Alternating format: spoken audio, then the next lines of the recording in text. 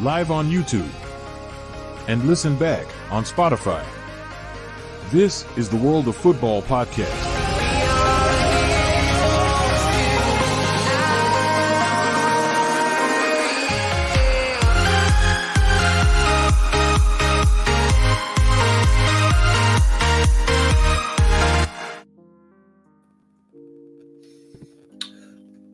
Buena notte, senior citizens. Buena notte, football peasants. Buena notte, Welsh failures. Buenas noches, motherfuckers. Welcome to the World of Football podcast, where it's my turn, if you can't tell. It's my turn to host, and I'll do it a little bit casually. Oh, here he goes. There he goes. The top button's undone. We are in for a big shock of conversation tonight, gents. We are just going to get through it. What I think we should also consider tonight is we're not going to just focus on one particular moment over the weekend. We've mixed up a little bit, or should I say I've mixed up because it's my turn to host. So we're going to play a game of Monopoly tonight. Sort of. We're going to play a slight game of Monopoly. If those are watching, please do like, share, and subscribe to the World of Football podcast. Our individual channels tonight do not matter. It's this one that matters. So we're going to get through it. We have a few other things to come through as well. But the big thing that we are going to discuss, of course, is managers. The FA Cup fallout as well. And then after that, a couple of dream scenarios. It's in the title, dream scenarios, but we're going to I'll get to that in the third hour of the show. So the first hour is Manager Monopoly. Then we're going to do the second half, which is going to be FA Cup fallout at the start of. We're going to do the first hour, Manager Monopoly. Then we're going to do FA Cup fallout. And then for the final hour, because this is a 3-hour show and we're on Spotify, that 3 hour is going to be dream scenarios. So if you want to get your comments in, get your questions in, get them into the chat. We're going to bring them up. We've got Night driving on. She is our third wheel. And we're just going to take it. But before we do, gents, how are you both? I mean, life is good. Thank you very much, Mr. Russell. Cardiff didn't play at the weekend, which is always a positive, so I don't get disappointed. Wrexham are getting battered. Newport, well, they just about got battered, thank God. Swansea got battered. They get battered everywhere they go. Yeah. Life is good, and I continue to wave the triangle corner flags as the only club in Wales and the biggest club in Wales who will only wave them. Hope you're all well, lads. You'll certainly do that. To the 7 people that are watching already, 6 people on YouTube, thank you so much for tuning in tonight. Please get your comments in. Please hit that like, share, and subscribe button. That's the last time I'm going to say it tonight. Julio, how are you doing? Besides looking like a posh guy after a night out in the town. Yeah, smashing, mate. Living the dream. Magic of the FA Cup at the weekend, the underdog beating the bigger side, So credit to United for pulling off such an incredible result. And hopefully long may it continue in an FA Cup run. Absolutely, absolutely. So we're going to play, I did say we were going to play managerial Monopoly. And first of all, we're not going to physically get a Monopoly board. That's just embarrassing, right? We're not going to do that. What we're going to do... We are going to cheat. Slightly. We're going to just skip past go every time, and we don't need to worry about paying donations. Are you going in jail, though? No, I've not killed anyone yet. But what I am saying, though, is I've already claimed first blood. I claimed the first donation from both of you. And I think one of you owes me an apology. We know who. Nathan knows who owes me an apology. When we did the tier list last week, which was excellent, by the way, we did the tier list. Spoiler alert, this lot said Jurgen Klopp would be at Liverpool next season. I said no. I got overruled because this is a democracy, not a dictatorship, as much as I want it to be. But I said Jurgen Klopp would not be at Liverpool next year. And I got overruled. So, gents. The master speaks again. The one thing I will say about it is apparently someone told me... Yeah. Someone did tell me the other day that apparently in 2020 or 2021, I said that Liverpool would be out in 2024. That is comment of the night. Robert, good to see you, mate. Robert's a Man United fan that I know from Twitter and all that, and that is comment of the night. That is quality. Arteta rumours are being debunked. Big shame that. Yeah, we are going to, funnily enough, talk about Arteta because there is a follow-up name to this. He's at Barcelona. Well, he's going to be leaving Barcelona. Because I want to discuss tonight where I think he's a flop. But I want to talk about Xavi as well. He's also on the list. And I think Xavi personally has flopped at Barcelona. But we'll get everyone's opinion on that. But let's just dive in. So we're going to go past goal. So first paces, and the first name is obviously Jurgen Klopp. Now, I just said it's a gut instinct last week that I think Jurgen Klopp is leaving. Same thing that I did with Luciano Spalletti. I just said he's going end of the season. It'll be his own choice. He'll just leave. Jurgen Klopp has obviously come out and said that he is in fact leaving. He doesn't have the energy anymore. Obviously, as a Man United fan, I'm absolutely delighted that Jurgen Klopp is leaving Liverpool because he has genuinely made Liverpool a serious contender in the league for a very long time.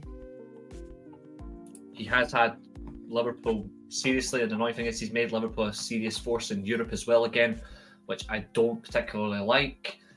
They've added to their European silverware. They've had the illustrious Premier League title. They've won a few trophies under Klopp as well, under a near 9-year spell. They've done XYZ with him. But I think the most interesting conversation, though, lads, is the Euros are coming up. Nagelsmann's on a 10-month position. I said that the only way he stays in the Germany job is if he wins the Euros. Insane pressure, but it's the most successful club in Europe in terms of international football. Successfully, Germany are more successful than any other European nation. You should be demanding the best from yourself. That's winning the Euros. Nagelsmann's not going to win the Euros. But Klopp has said he's going to take longer than a year out. We know in the past, and this is a shame, that we know in the past his wife unfortunately did have cancer. She obviously recovered from that. She got over that, which is a very big positive, but it's still a shame she had it. But do we think it's either that potentially, where it could be his wife again, where he might want to focus at home, or is it just the fact that he's ran his course in the Premier League where he had Dortmund for so long, it exhausted him, he needed a break, he then came to Liverpool, he's then exerted all his energy, he's went and done one further, he won the European Cup that he couldn't do at Dortmund, which he was close to doing. Do we think that maybe Liverpool has just exerted too much from him, or is it the personal life? Nathan, I'll come to you first on that. What are you thinking? I think with this, you've got to take into account a nuanced opinion. Like, at the end of the day, and that is one thing that drives me mental, is that you have to stay out of people's personal lives. We saw it, for example, with, in particular, Ten Hag's interview, where he just said it's an internal matter when discussing with Marcus Rashford. I mean, at the end of the day, that is the one thing I will support Eric Ten Hag on, because that is something that the media should not be pressuring. They should be talking about Manchester United against Newport County, for example. But at the end of the day, we're not talking about Manchester United. We're talking about Liverpool. And with this scenario, I think that the media just need to stop being nosy and keep out of the personal life situation. However, we have seen it before. For example, at Mainz, wanted a new challenge. He worked wonders there. A, as a player, and B, as a manager for them, getting him into the Bundesliga for the first time ever. Fantastic. Comes to Dortmund, revitalizes them, wins them league titles, rebuilds them in Europe with the force that they used to be, which is something that just didn't happen in the early 2000s, I should say. Comes to Liverpool. Sure. You can describe it as a bit of a crisis at the time.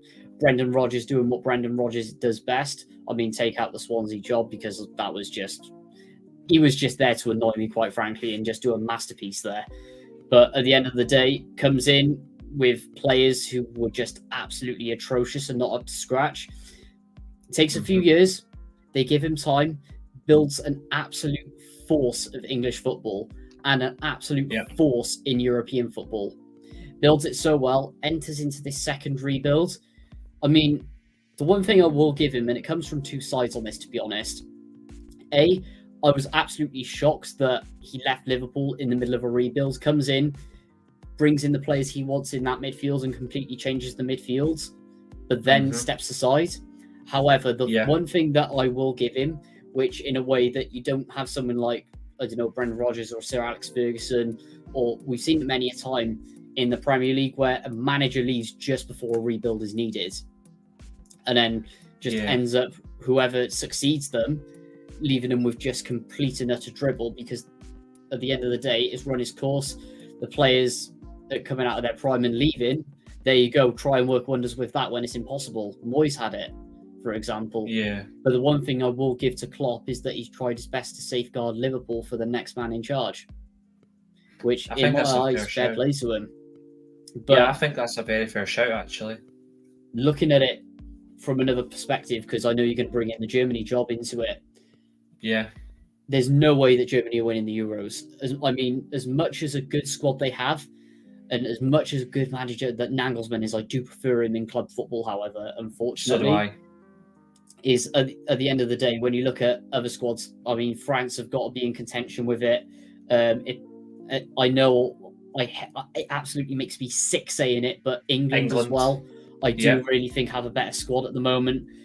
Spain have a good young squad coming through if they're used correctly. However, I do think they're not as strong as Germany at the moment. What's also mad as well is like the Italians are still yet to showcase their full potential under Spalletti. What's even worse as well, and I think this will insult the Germans, but it's true. Germany is obviously the forefront, but Austria right now have got the better coaching mentality, and that's the weird thing.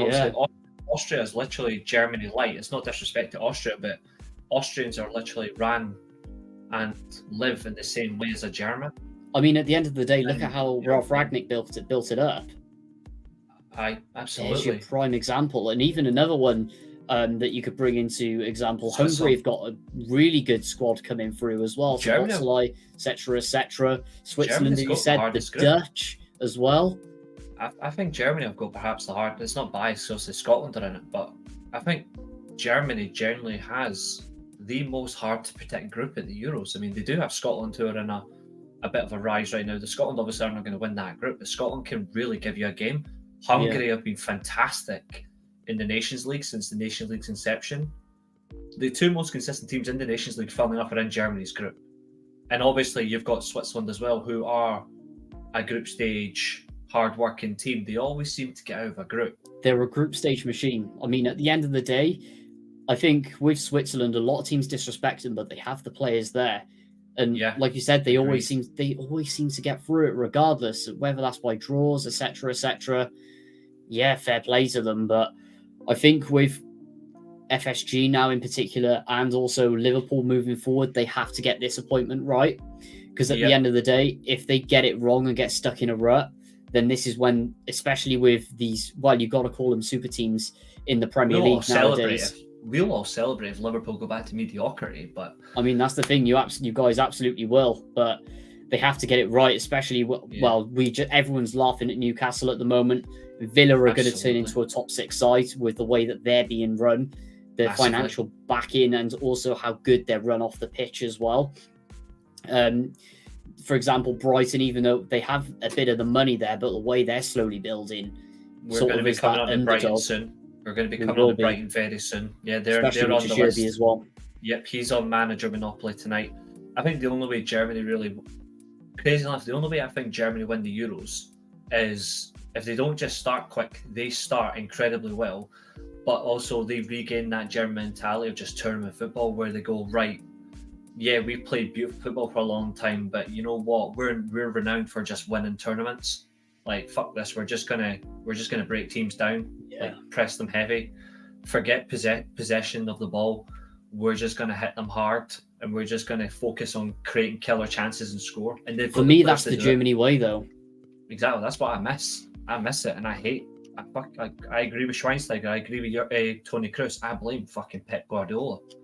Yeah, they won the World Cup through possession football, but they could have still won the World Cup with high pressing football, because that's what Germany do.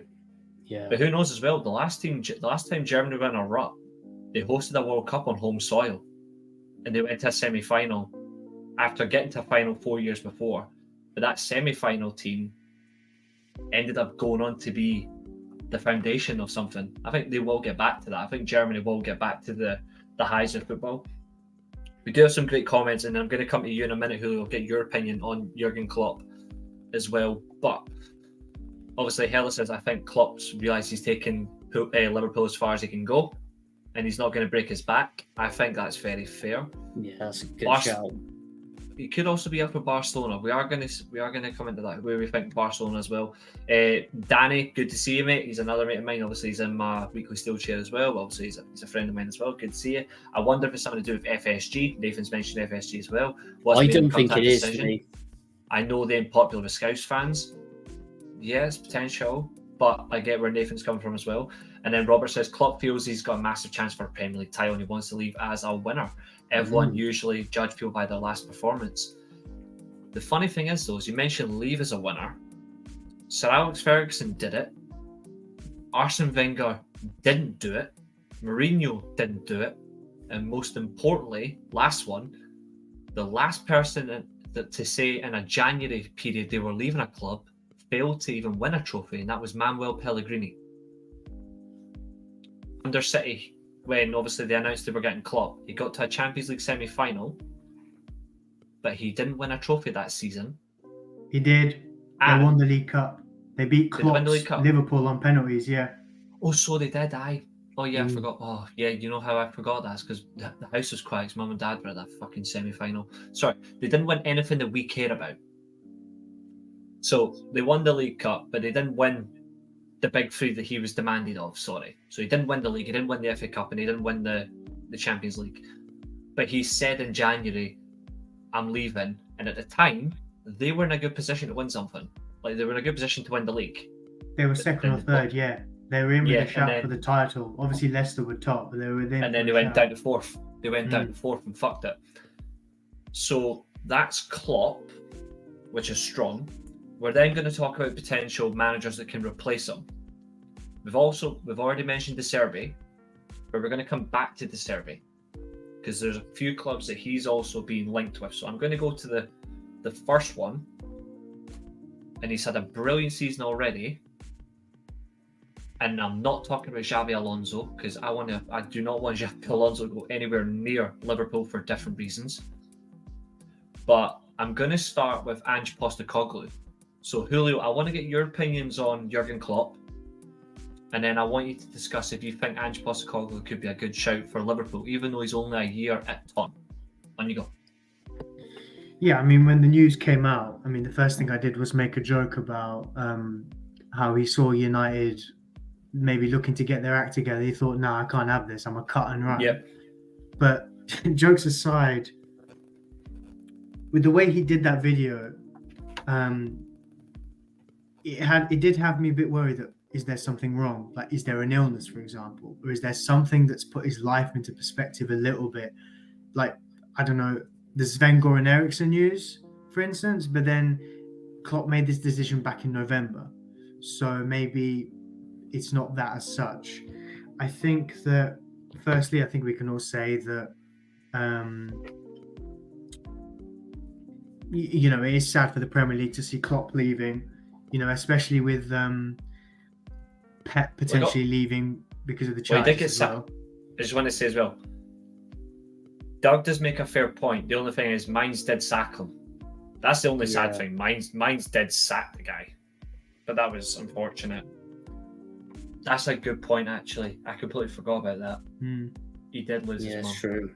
I completely forgot about that. But he does have a fair point. He knows when time's up for him, he knows when to go. Carry on, Julio. Yeah, I mean, on the FSG thing, I did consider it a little bit, only because of the fact that the last couple of years, FSG and the board have not been working properly.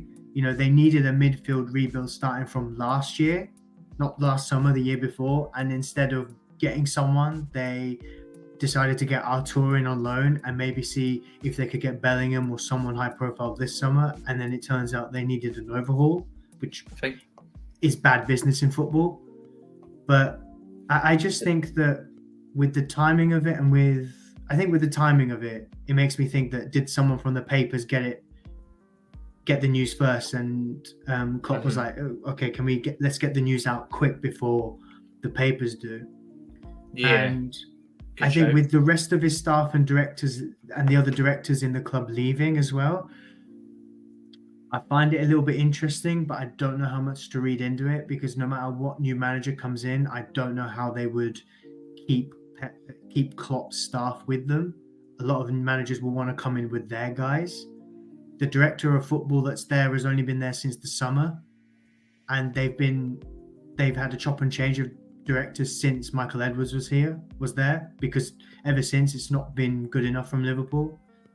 I just think that I put it down to the fact that there's still work that needs to be done with this Liverpool team. And when you think about Klopp, you think about how much energy he puts into stuff. With the way he is as a person, you can see he's so energetic on the touchline, in press conferences, everything. And within he definitely won't be getting the Liverpool job now. No chance. He will never get hired for the job. Maybe assistant manager. Yeah, because the thing is, I said in 2021, it was either 2020 or 2021 that Klopp was going to leave in 2024. Got that correct. Obviously got it wrong this year, when obviously Steven Gerrard with his absolutely shocking performance at Villa. You did. But at the end of the day, that's where Gerrard was still at Rangers. They might have sold dreams to Liverpool, and the Liverpool might have made that happen. But at the end of the day, I know, even though, look at who his assistant was, he that shall not be named, with considering how shocking he's been at the moment. But at the end of the day, Gerrard was doing extremely well in that Rangers project. Mm-hmm. But he also he kept making the same mistakes as well that fucking pissed me off. So yeah, that's true. But at the end of the day, the thing is with Gerrard, he put the cloth over our heads so well with how good he supposedly was. That's very true. Then, Julio, that's when everyone got brainwashed into thinking they'd be good for the Liverpool job in 24.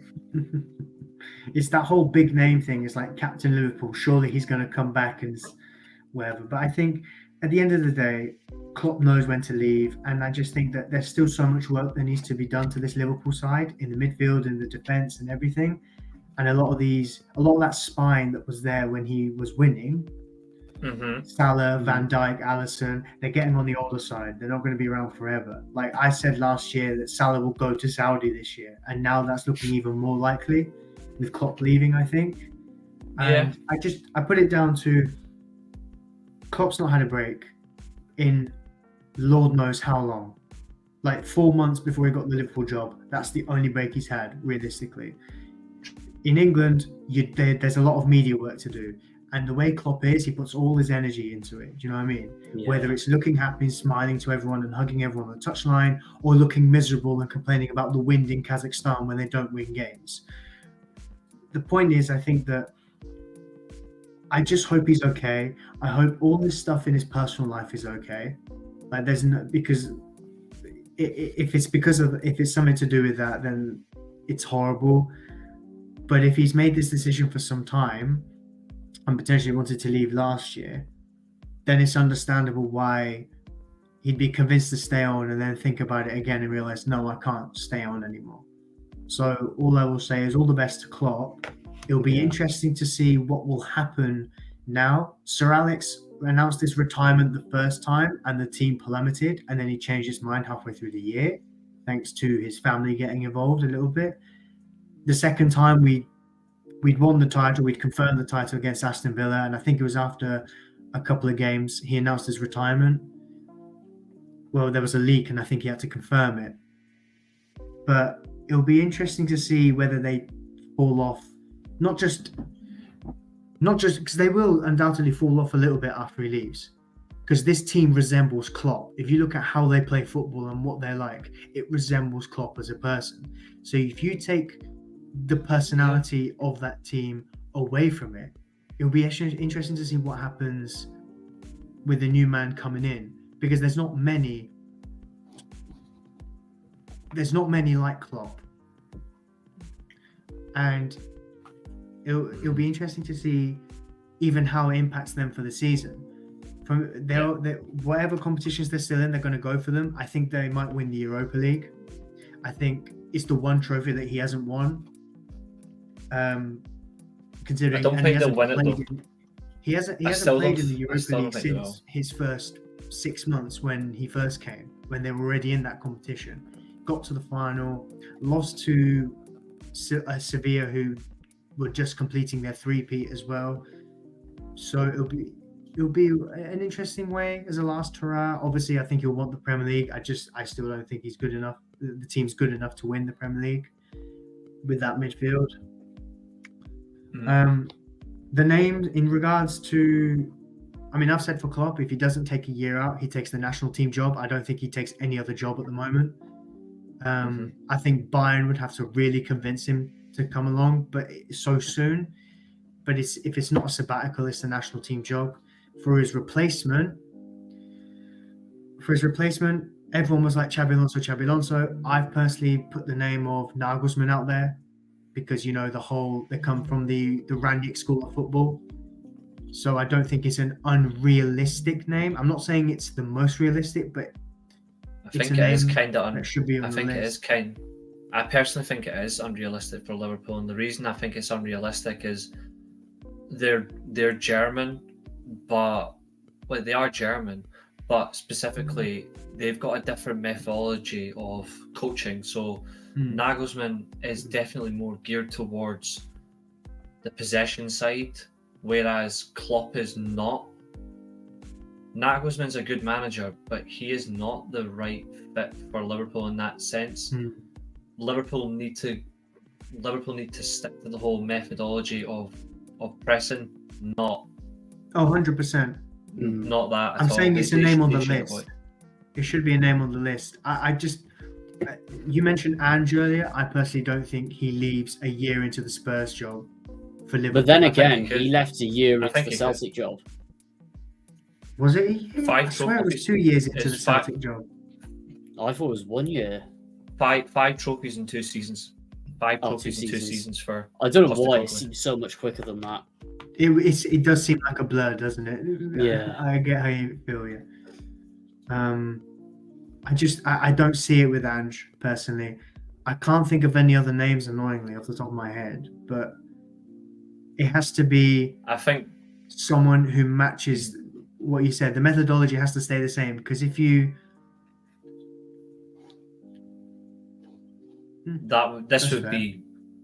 honestly, I would totally love to see Tuchel take on after Klopp, because that's what he does best. He just follows. Yeah, Klopp. I don't know why. I just can't see. He has a habit of doing that.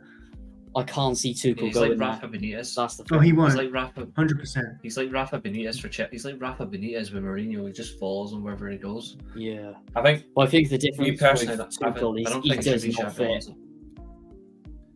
I don't think Xabi Alonso should take the Liverpool job either. I feel like it's a job too soon for him.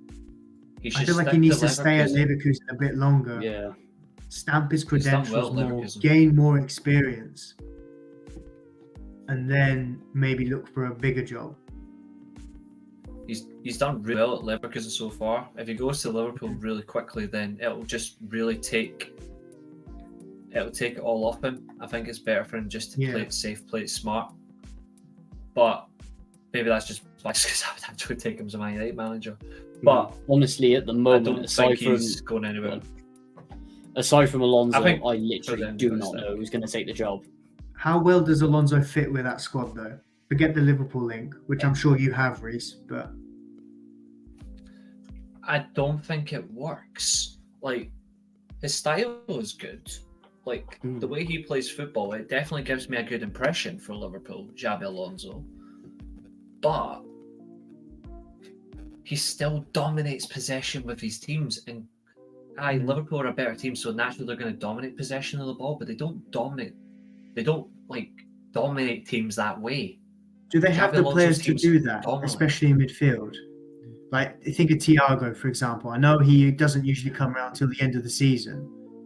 To a degree, they have Gravenberch, it. They have it. They might have. Yeah. They could have it. It could be something to work with. Obviously, we've not been accustomed to it the last few years. It's been more about rock and roll football. But I Is agree he with the- this. It'd be one of these three.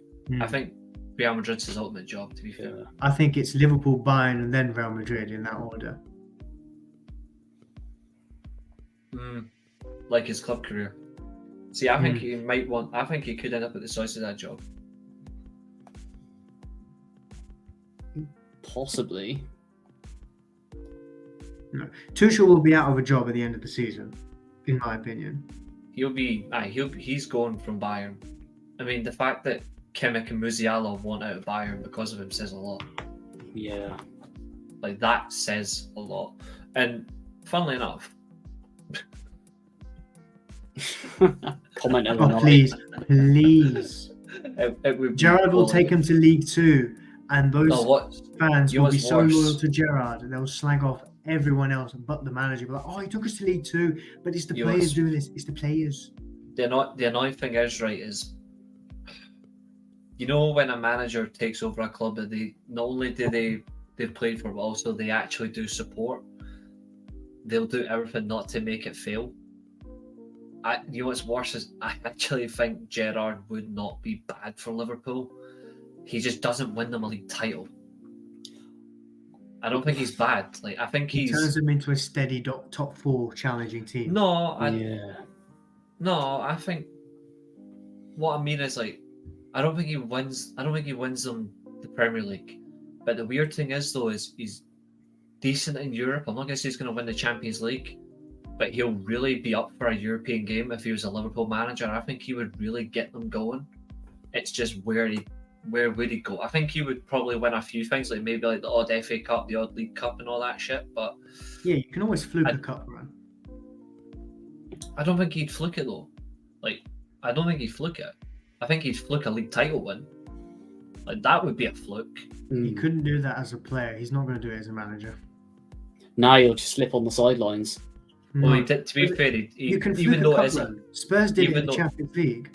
To be fair, They even though ended it's up up in the here, final that they had no he- right being there for. even though it's here though, he did win this. He did win the league here unbeaten.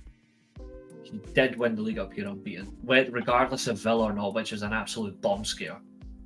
He did win up here like unbeaten, and that was a very good Celtic team as well. But that says a lot. I Yeah, don't but think then, he's good at- then again, was it actually down to Gerrard, do you reckon, or was it down to Mr. Number 2, who we do not mention on this podcast? I think bit of both. Can we Bit add him both, into bit the both of manager them. monopoly, please? Because he's already on the verge of it already. No, he's not, because we're looking at high-profile names tonight, not Sodom. Yeah, that's a good point. We're Let's looking not at give any high-profile. notice to mediocrity. Yeah. So, this is actually true. Yeah. That is crazy. I think one All I of will them, say, and I will just very quickly touch on Arteta while we're at it, two because are staying. Arteta. I've got, I have one sentence on Arteta. Do not trust a word the man says. Nothing's came out of his mouth yet. I don't think anything's came out from his If camp City yet. call, I saw We'll go. something earlier saying that he's ruling out leaving Arsenal at the end of the season. I've said it for a while that I think he's the next City manager, not Barcelona. I didn't comprehend Barcelona, even though he's a La Masia graduate. But the mad thing is, though, is we could see a merry-go-round. So now we're going to go for it, because Klopp's not the only manager that's announced in January that he's leaving a club at the end of the season. We're now going to go all the way to Spain, to the worst run club in Spain, pumped off Real Madrid, pumped off Atletico Bilbao, and beaten 5-3 by Villarreal. It's, of course, UEFA's favourite club for cheating is Barcelona. So Xavi has announced, because we all know the reason why Xavi's announced he's leaving Barcelona. He doesn't want to get sacked by the club he grew up at. He does not want to get sacked by them, so he just wants to leave instead. Pussy. So Xavi's quitting Barcelona, lads, and I stand by this. He's a flop. He's been at the club 3 years. He's had millions invested. He's had some of the best players in Europe join his team. The likes of Lewandowski.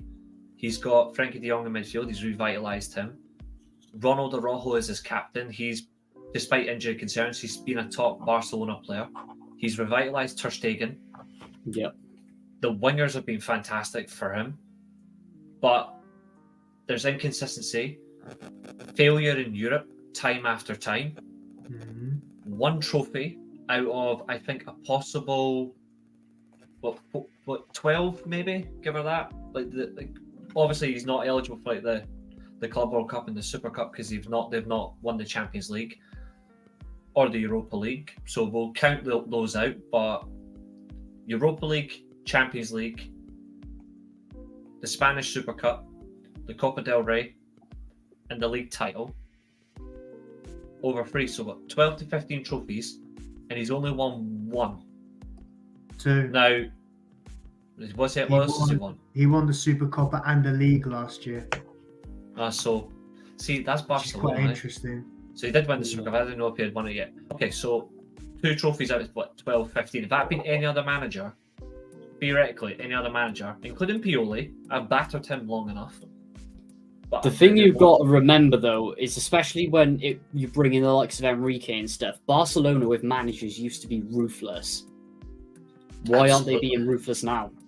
Because they're in all sorts of debt and they know that they're not going to get much better. He's in his two-face arc. I love that. That is good. That To be is fair, good. he announced he was leaving come on. 3 or 4 days after he said, if we don't achieve targets, then I'll have to leave. And then 1 defeat later, he goes, yeah, I'm leaving. I think he's realised one defeat shit. But look at the manner of those. Sorry, stand on that. So 2 trophies out of what, 12 to 15 regardless. He's had the amount of money he's had to spend. Atletico Madrid have been inconsistent. Real Madrid have only been the team that's realistically he has to beat. But he's also got a horrific record in the El Clásicos as well. Where do we think he goes? If he goes anywhere? And 2, how badly is he a manager? Julio, I will give you first honours this time. It's a weird one for me because, firstly, don't start with a weird one because that's all you ever say. I'm so stupid. You think about how much effort Laporta made to get him. 1 year. He wanted to get him initially after Setien went, and he was like, no, I'm not ready for it. So he brought Koeman in, and then he sacks Koeman on the plane to bring Xavi in. Now, he won the league last year, which for me, I think maybe deserves a pass because Real Madrid was a better side last year, and he still picked them to the league. But I think you look at the situation of Barcelona and how messed up the entire club is from boardroom level down. There's been this whole turnover with players. They spent a good amount of money for last season. They brought in a few free players as well. I do question potentially were some of those players the right players to bring in, like Lewandowski or Rafinha.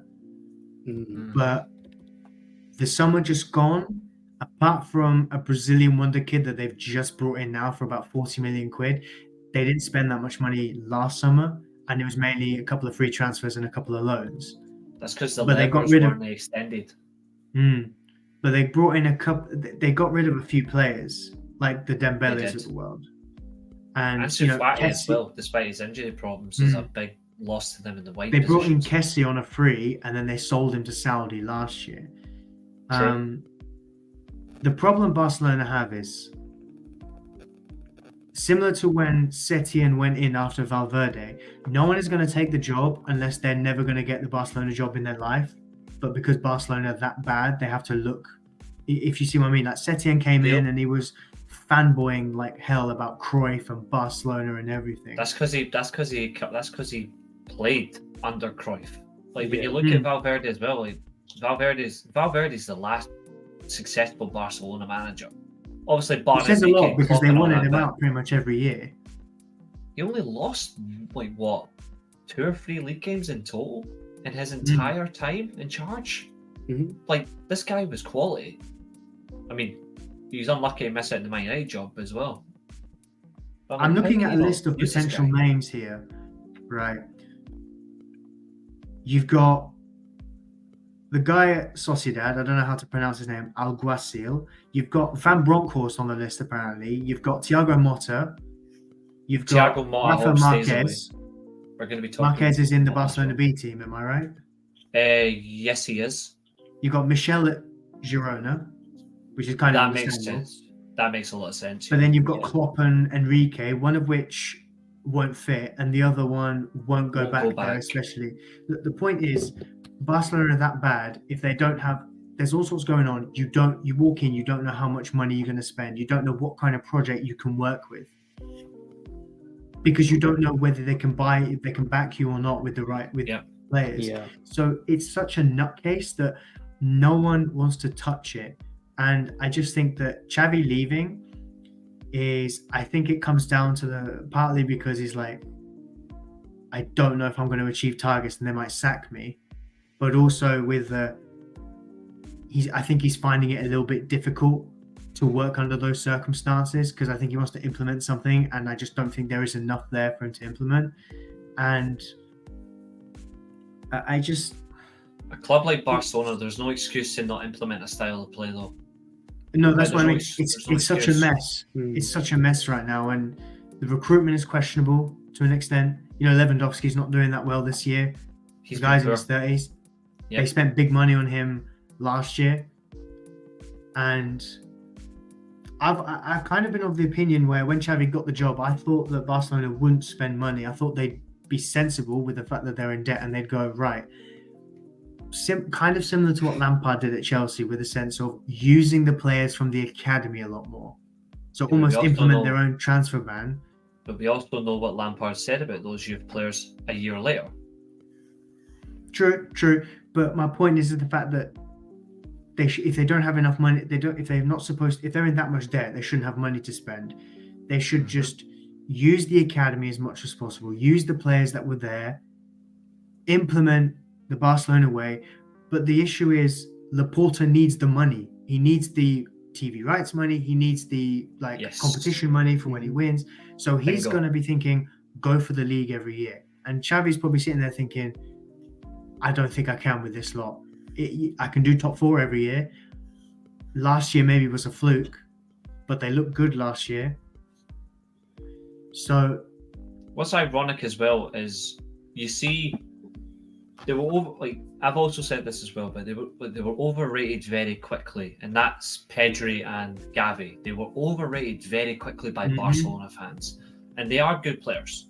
Nobody's saying Pedri and Gavi are terrible players. They're not. They were just overrated very quickly because they had a very good El Clasico a couple of years ago. They had a very good El Clasico performance. All of a sudden, they're the best midfielders in the world. No, they're not. But they're I exciting. think at the end of the day, that just comes up with Barcelona fans' arrogance The and young, saying like, "Oh, these guys are going to be the best." They're like, what was it, 19 and 21? yeah, they're like the next Xavi and yes, and I'm like, don't do that to them. Same with that. No, it's too early. Same with that young Spanish boy they've got. What's he called? The young boy. which one? There's quite a few of them. There's Nico Gonzalez. There's No, Pablo he's shit. Torre, I think his name is. No, not him. Alfamar as well. Who's the young winger though that scored in his Champions League debut? Yamal. Yeah, I think it's him. I think that's him. Also, can I add, by the way, you let the experienced players go on free transfers. Fair enough, because big wages. But you don't replace Busquets with Oriol Romeu for £3.5 million. No, you don't. You replace him with Franquesi, funnily enough. Yeah, but you sold him. Yeah, this is my thing with Barcelona. Is I think Barcelona have done what I've accused Holland of on this show for quite a while. They've gone away from their identity, and they're just doing whatever They need to go back to that. That's what they should have done when they brought Xavi in. They should have maintained that, having played in that prime Barcelona side we saw of the late 2000s, early 2010s. This is why I think Laporte's a fraud, because Laporte was all about the Cruyff way when he first got the Barcelona presidency in 2003, up until when he left in 2010. He was all about that Barcelona way, and then he got replaced. Now it's about, I just want Barcelona to win again. But I don't know how. So I can get the money. Yeah. I think Barcelona can fix their debt. Theoretically, they can fix their debt and get back to that style of play they want, which still wins trophies and looks good. By playing that style, just develop a team. They can still do it successfully because it's Barcelona, and they know in that league they're going to get the competitiveness for the young players to raise their game and not develop naturally where they get overly done, but they'll develop very quickly and they'll still handle the pressure of being a Barcelona player. I don't know why they just don't do that. But I think Xavi's still flopped in terms of overall success. At Barcelona, you're measured by success. He ain't a success. He's clearly failing under the pressure. Now, Hella said earlier on, do we trust Arteta to do the Barcelona job? I replied back saying he's a La Masia graduate. If he got asked to go, he would go. But I don't think he's the answer. I don't know who theoretically is the right choice for Barcelona. But if anyone's it's going to so get difficult. Close, I think the closest you're going to get is Mota or Michel. I hope it's not What about Mota Marquez? Anyway. No, because he's already in the setup. That's why I'm. No, he's already in the setup. That's a good point. I think if they do that, then fair enough. It's not a bad idea. We'll see where it goes. I hope they don't get Mota because I want Mota to go to the Milan job anyway. But when I look at it, I don't think Tuchel's the answer either, because Tuchel doesn't understand Barcelona. I think Michel would be smart. He already understands the league. What Laporta wants.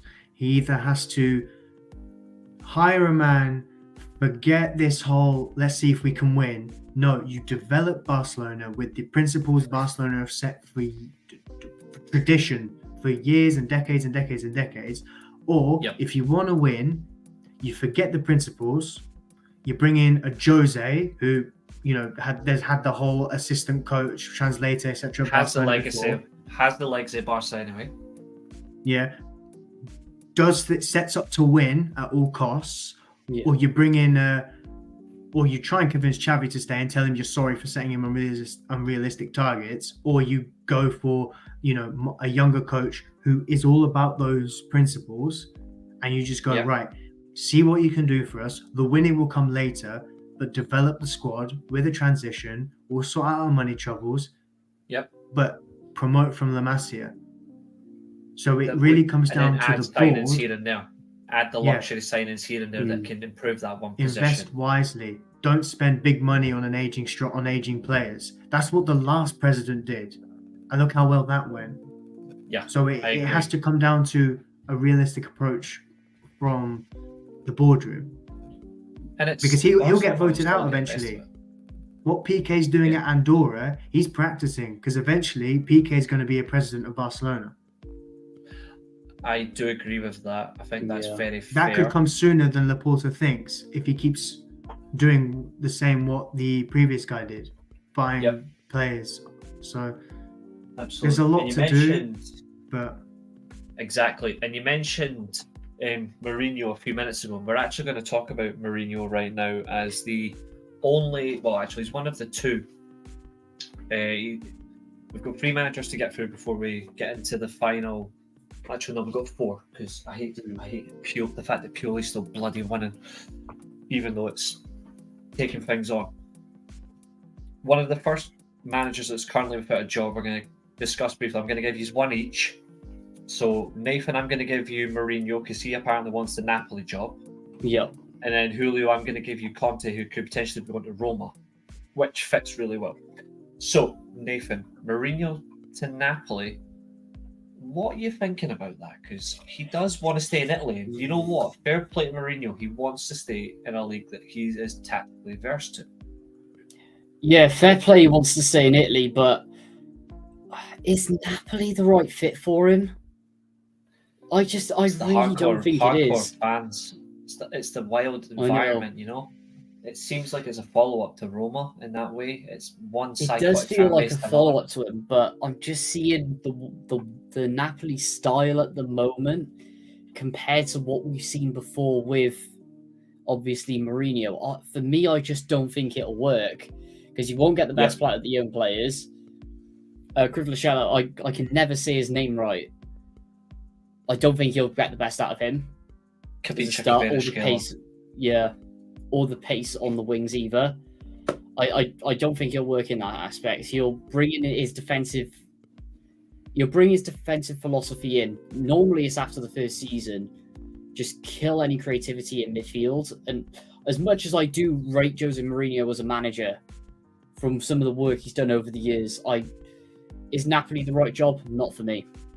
I look at the midfield targets. I look at the midfielders they do already have, though, and he does have quite a few good choices there, to be fair. So, like, he does have Anguissa. Yeah. Big, powerful midfielder. He's been excellent since he went to Napoli. They do have Lobotka still, so there's a creative spark. And he does like a hard-working winger, so maybe Kvaratskhelia is maybe too technical, but he's had technical wingers before, and he has really developed them into something different. So maybe he does actually work for Mourinho. It becomes his focal point from the, like, similar to what Hazard was in his second Chelsea spell, where Hazard was just the main attacking fulcrum, bar obviously central striker. And if they lose Osimhen, he'll probably get a big number 9. Like, we know it's Mourinho's work, but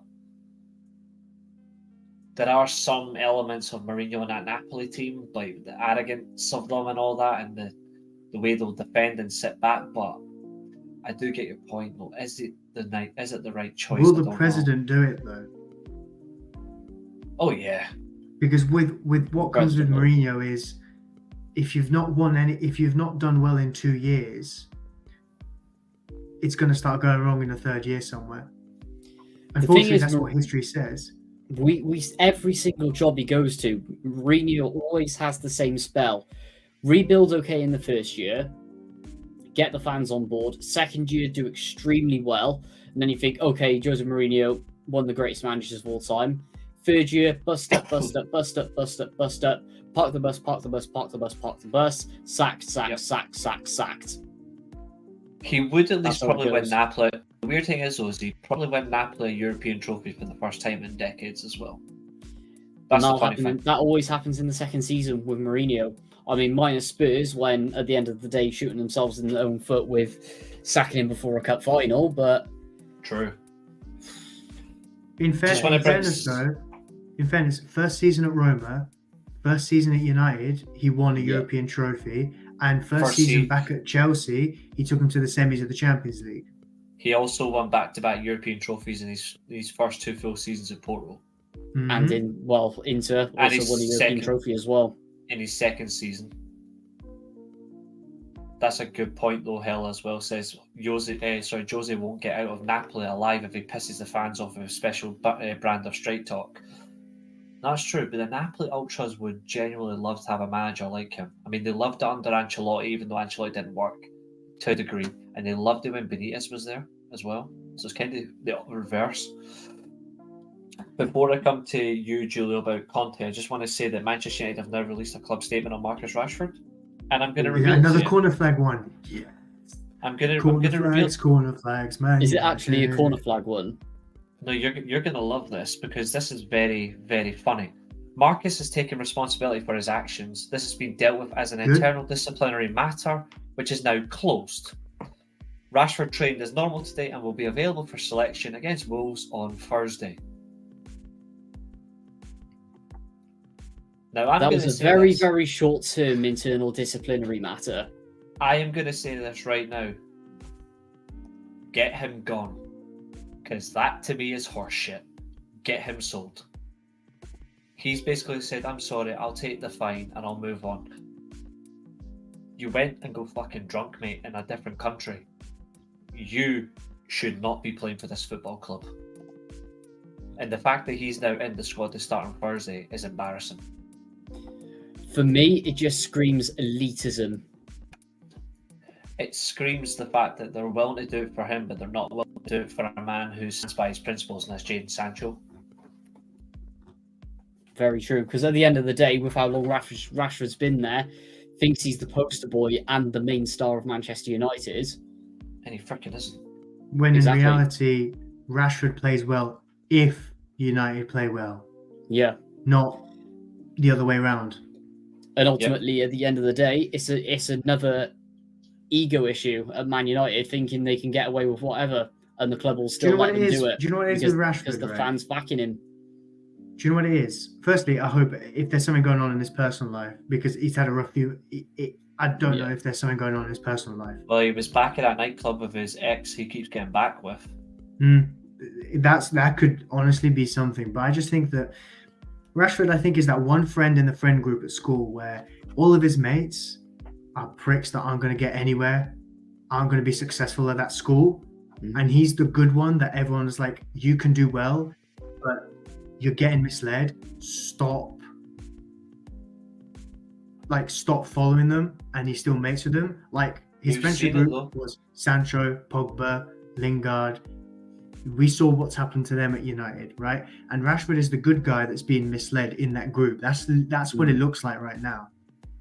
We've just want to say though, we've seen this little hella, like we've seen the images. He was like, we know full well there were no days off, and he goes to Ireland and gets drunk at a nightclub. I'm sorry, but that's not professional. That is unprofessional. If it's any other player, I'm sorry. If it's any other player, get rid. Did he have authorization for that night? Not only that as well. He's called in sick for training on Friday. No. Was that authorized? Any other profession, you would be also out the door. What right does Rashford have to do that? I mean, at the end of the day, as I said earlier, we don't get sacked for this. We don't get sacked for this. Me and Reece were talking about this in our group chat the other day. We were saying that like we'd either sleep it off or go to work as troopers. We never take the day off or anything. If I did this in my job, I'd get sacked the following day. Yeah. Like, I am that confident I get sacked the following day. I'm never going to do it anyway. I'm not stupid enough.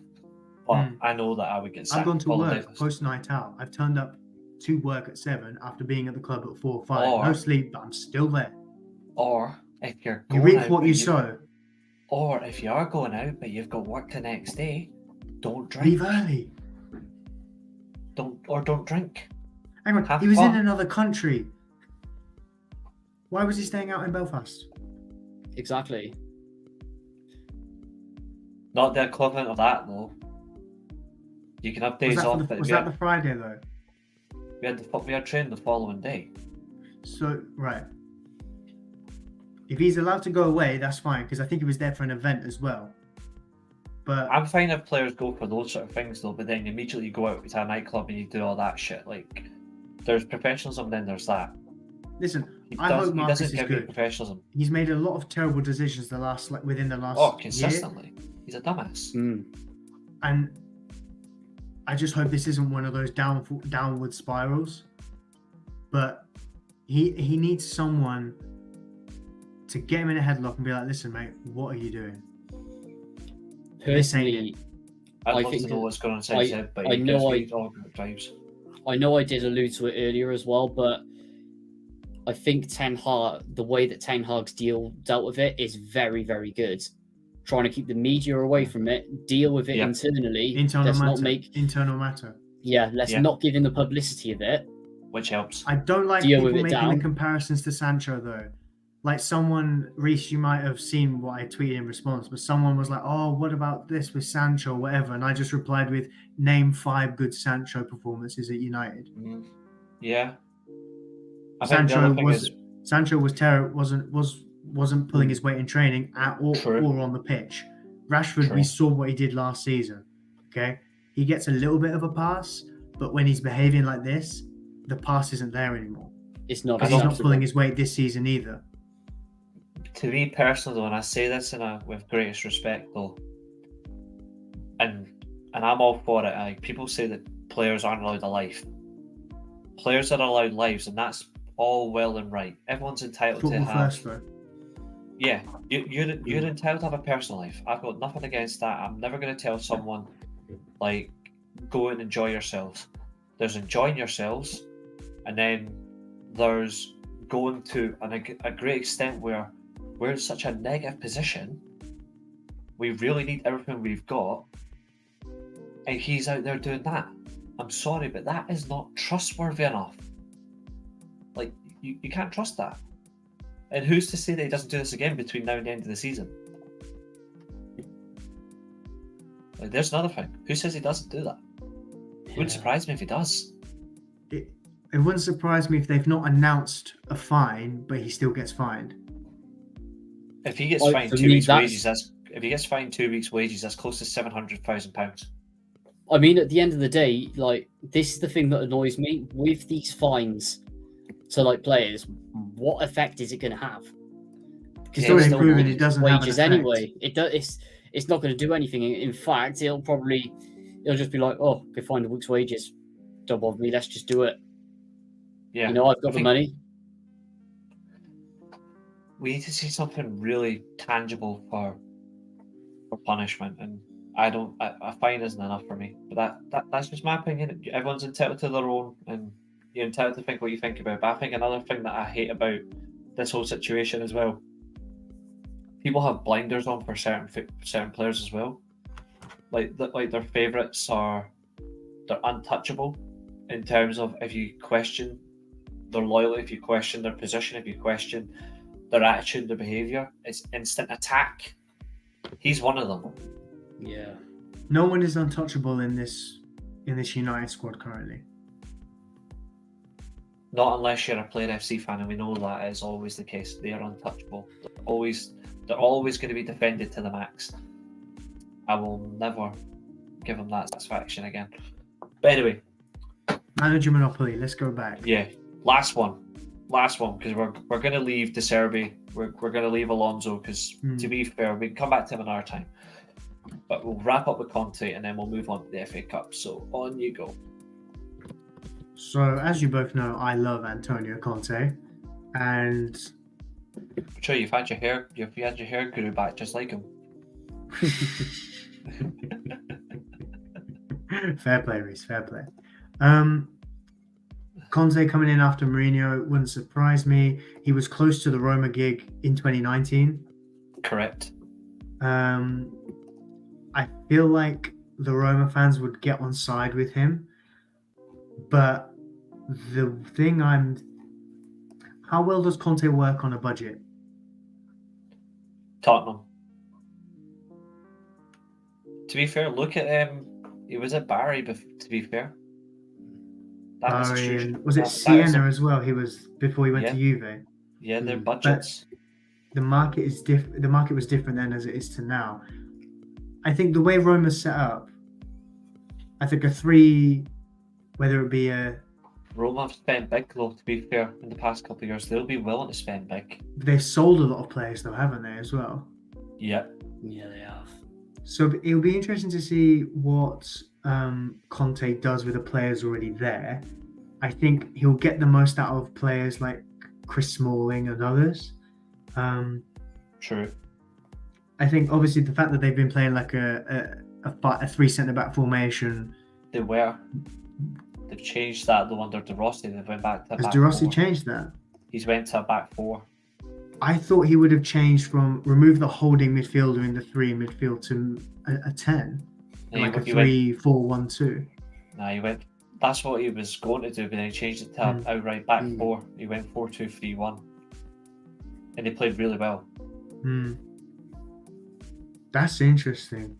I think Conte will come in, and I think for me it's a good fit.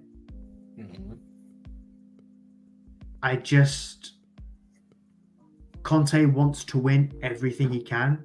Whether he can with this lot, I don't know. He gives me Capello vibes. He gives me Capello vibes when Capello first went there. When they really needed to rebuild, he had taken time out of the game to figure out where he was going to go after he left Milan the second time. He took a couple of years out. He went and watched football. He came back to Roma, and then his first season out of 5, he won the league. After reshuffling everything, but he went 3-4-1-2. He reshuffled it in the right way under his vision, completely rebuilt Roma, added a few things, and then that was it. They were off, ready to go. I think Conte is to them what Capello was when he went 1999. I was about to say, I've just looked at what his transfers were looking like when he was at Inter, because I remember like within the first year they got rid of a lot of people, and they brought in a lot of players. And he doesn't have to change an awful lot. Like, he has a lot of good players there. Like, he has Dybala. I think there's a there. lot of players there that he can work with. Pellegrini and- would excel under him as well. Mm. I think there's something there for him to work around. He just needs to. Does he play with the 1-2? I Or think he does he plays the play with the 1-2. 2-1? Or does he play with the 2-1? That's what I'm eager to see. But I think he would be the right fit for them. And he does give me that Capello vibe where he can go, well, Mourinho did this with you guys, but I'm just going to add to this in the right way and take you forward. I think that's the difference for Mourinho. It's not his fault that he doesn't win a league title anymore. It's just his style of play does not win a league title anymore. He can just win any other trophy. And he's not taking the biggest jobs anymore. His last couple of jobs have been underdog stories, if anything. Like in Roma and Spurs. Whereas Roma is still a big job. But Conte takes Roma to their 4th league title in their history. Mourinho doesn't do it. And they were never going to do it. I think Conte is the difference between winning a Coppa Italia or winning a Conference League to we're going to win Serie A within 3 years. The only thing though And is Conte's a serial winner in Serie A. He knows how to win league titles. Yes. The only thing is though is can he stop a revitalised Juventus under Allegri? Can he stop Inzaghi's Inter Milan? And can he stop whoever's going to be the next AC Milan manager? That's Would he last long enough to do that? Because I think if they get solid recruitment for 2 or 3 years, they could. But will he stick around for 3 years? I think he would. The only reason he didn't stick Inter Milan is because they didn't give him further Well, they recruitment. told him, thanks for winning the league, now we're going to sell all your best players. Yeah, that's the only difference. In Juventus here, I think he had reached the point where he had got what he wanted. And then the Italy job came 4 up years and at taken Juve. it. Obviously, a couple of years with the national team. 2 years with Chelsea, was sacked at the end of it. He had 3 seasons at Juventus where he won the league in all 3 seasons. And he had the 105-point season. He had 3 years at Juve. he had the 2 years at Italy. He had 2 years at Chelsea. He had 2 years at Inter Milan. After a year out. Yes. He went to Inter after a year out, actually, and I just recall that. Yes, that's going to be interesting then. I think the year out will give you a refreshed Conte. And he had close to 2 years at Tottenham. He didn't have 2 years. I think he had close to 2 years. I think he only had like a year and like 4 or 5 months. If that, so nearly 18, nearly a year and a half. And now he's been out since. He hasn't managed since. He's had 2 very important breaks at the right time. He's still strong, refreshed. Out of free transfers, low budget signings, I think Conte gets more out of Roma signings than Mourinho would. Like, take Victor Moses, for example. The way he revitalized his career under Conte, not just at Chelsea, but then he was loaned out to Inter Milan and did well there as well. Yeah. And exactly. something like that with free transfers as well, I think you get that with Conte. My only worry for Conte would be, do the players have it in them to last 2+ years with his methods? I think they do. The reason why I think they do. The reason I think they do. We all know that Conte is terrible at doing multiple game weeks. For some reason, I don't know why, for some reason, he cannot manage 2 games a week. I think it's the intensity he puts into training, and it just messes with his schedule. You give him a year with no European football, Roma in the top 4. Roma without any European football, he wins the league. At least challenges. They would just walk to the league because they have nothing. They would have nothing else. They would probably get knocked out of the Coppa Italia early and just go assault mode on the league. And they'd probably do it. And Dybala will probably be the best creative player in the Serie A again. Especially if he's got a focal point for him. He's a creative dynamite. If they bring Lukaku in as well permanently next year, or at least on another loan, he's not coming back to Roma. They're not going to take him. No. No. Okay. I think It was they'll just a look thought somewhere because else. Conte and Lukaku are a match made in heaven. But I think the way Lukaku has suddenly started talking nicely about Saudi Arabia, I think he's probably I heading think down if that I route. think if Conte wants to win a league title with Roma, he doesn't do it with Lukaku. Absolutely not. For me, as much as how good Lukaku is in Italy, and he's proved it on multiple occasions, there is absolutely no way he's doing it. I don't moving think Roma forward. could afford him with the wages and price tag and everything. I think so, and it's too much of a risk. Way too Yep. much of a risk. There's so many endless possibilities. Right, gents. Not a lot to discuss, but for the next part, but we are going to go into FA Cup fallout. And I think there's a very good place to start. The funniest result of the weekend. Kieran McKenna's Ipswich versus Maidstone. Maidstone had the funniest result of the weekend. Now, Kieran McKenna, obviously ex-Man United coach. Okay, no bother. But, Bella, you are managing a promotion chasing team that's 98 positions higher than Maidstone, who are in the Vanarama League, who have got absolutely nothing. You had 78% possession, and yet Maidstone, with their first shot on target, scored. Not only did they score once, they scored twice. Was all you were doing was pass the ball around, and Axel Twanzebe, you got left for dead. He should have retired after that first goal. He should have just said, "I'm finished." What are we thinking of that result? Also, where else do we think? How far do we think they're going to go? Because that was definitely the funniest result of the weekend. For me, this is why I love the FA Cup.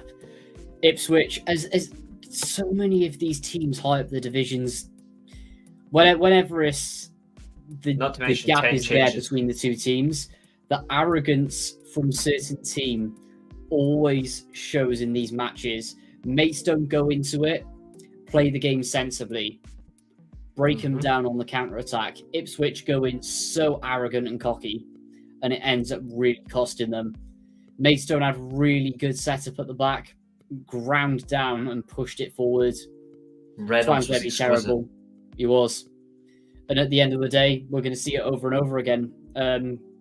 Into the fifth round, we've seen it many a time before where they're not even in Vanarama National, they're in National South.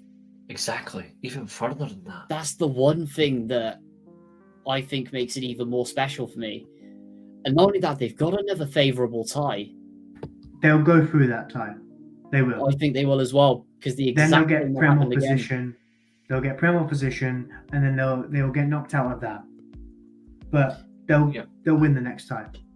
But for me, they get thrown into that category of promising teams that are going to push up the leagues very soon, dominating and doing extremely well within their respective divisions, but having the scope to give it a go.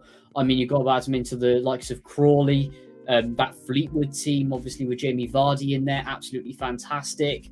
Lincoln City, when they started to rocket back up the leagues as well. I mean, I know there's going to be some that I missed off there, but Chase Town's another good example. I mean, they did end up losing to the eventual finalists, but not going to name names. But aside from that, just another breath of fresh air in the FA Cup. Ipswich, completely arrogant, but at the end of the day, they're still going to get to the Premier League. So, very true, very true. That obviously, Dan was just in a live chat there saying the club's announced a statement. Yep, we certainly got them. Like, you unfortunately missed it. But you got to be fast. Julio, what were your thoughts on Norwich at the weekend? Norwich at the weekend. Liverpool. Yeah. Yeah, because I was gonna say they lost 5-2 at Anfield, didn't they? Yeah. In a They game did. which was obviously all about Klopp and what he said earlier in the week. Yeah. I was surprised they got 2 goals. Mm-hmm. I'll give him that. But there were no surprises to me that Liverpool got the job done. Norwich. Ooh. Wow. Holy shit. I only just seen this. Because obviously I've searched FA Cups, I want to get all the results up. Wrexham got battered 4-1 off Blackburn. What? I've only just seen that. Wow. Sweet Jesus. Wrexham get battered everywhere they go. Wrexham get battered everywhere they go. They're still gonna Everywhere they surpass you, go. Nathan. Chuck Newport in there. Chuck Swansea in there. All the Welsh teams got humbled in the FA Cup. We love to see it. Fantastic.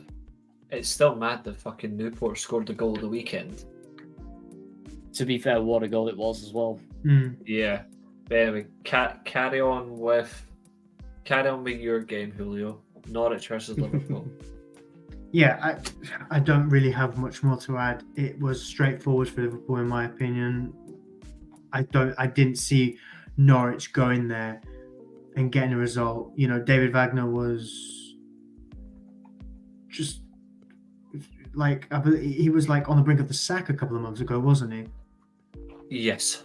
So David Wagner taking Norwich, this very unconvincing Norwich, to Anfield, got 2 goals out of it. Fair enough. If you told them that, they think, "Oh God, 2 goals. Does that mean we won?" Like, no, you just conceded 5 goals. You were never going. Correct. Especially with the news in the week, there was no way Liverpool were going to bottle it to Norwich. If we're going to see a fall off from Liverpool, it will be maybe as time goes a little bit on in the bigger games, especially in the Premier League, but Agreed. not at home to Norwich with that rendition of "You'll Never Walk Alone" at the beginning of the game. One thing I want to add with Ipswich, though, I've just looked at their lineups between the Leicester game and the Maidstone game. Full rotation. Yeah, the commentator said that they made 10 changes. To the point where Maidstone. they brought in a 34-year-old Sonny Aluko to play behind the striker. I mean, at the end of the day, Brother for of Ipswich, terrible pundit Eni Aluko. I love it Sure how shit. you just slid in terrible pundit right there. I had to. Fantastic. Listen, I don't agree with what Joe Yeah. Barton says, but Eni Aluko is a dreadful pundit. Yes. And ever since She isn't I'll- a good pundit, to be fair. I always knew she was terrible, but then when she came out with the Arteta got on the phone to his mate Pep at City, I was like, oh. To the point where even like, and then when she got some, and then when the Rice deal went to Arsenal, she was acting like she was vindicated, and I was like, this had nothing to do with what you said. And then she called any haters as white racists, and then even Simon Jordan couldn't cook her as normally he does to other people on TalkSport because he knew that he was going to get a lot of shit for it.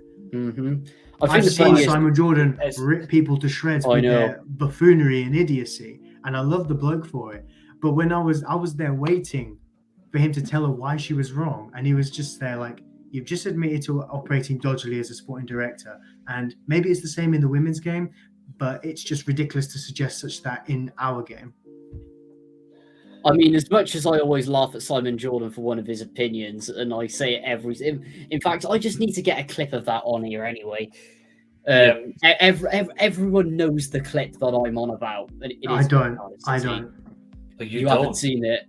I have not seen my god! This. Oh, you wimp! I can't share it. Right? We can't share it. We can't share it because we don't have an overlay. If we had an overlay, Nathan, just drop the link in the chat. Just drop the link in the private chat. I put it on one of my videos to meme him out of him. But if we had an overlay on the channel which you can physically install, you can use overlays over videos. If we had an overlay, we could have. I've got to find this. But to put it into context, I'm not sure how good your geography is. But Simon Jordan says, I prefer Swansea at a football club because of the Vale of Glamorgan. Yeah. Genuinely madness. Genuine madness. I cannot He's on wait. mute as well. You're on mute. Yeah. I mean, that's a very interesting comment. I would have understood if he said I prefer Swansea because of the place, because I met someone from Swansea at uni and she was all about, yeah, Cardiff's terrible. Swansea's a very beautiful place. So that's all I've got on that. But notwithstanding that and the irrelevance of it, that's a very Exactly. interesting comment from Simon, and I'm That's what Julio says when he goes to another part of England. But Yeah, but then again, do you know where the Vale of Glamorgan is, Julio? not there. it's definitely not there, mate. Right. I don't Okay. know exactly so, where it is, but I know it's not there. Right. I think I'm gonna have to. I'm gonna have to screen share a little map here, and I did make the point of putting this in my video, but this will absolutely make you laugh. That's why I'm not spoiling it, because I know where it is, and it is absolutely hilarious. I'm not going to spoil it for you. Right then. How do I've forgotten how to screen share on here. Ugh, What is my life? Right. don't worry, I've got you. Hang on, to Just- I still haven't got me. Aha, here we go. Yeah, drop it here now. There you go. Right, you see where the Cardiff City Stadium is? Not yet. All I see is Klopp's face. Well, hold on, I can remove it and add it back in. 1 second.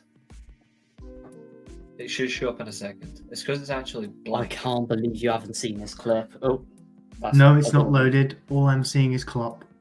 Yeah, Drop it. Drop it Hang to on, me, let me- Nathan. And drop it to me and I'll share it.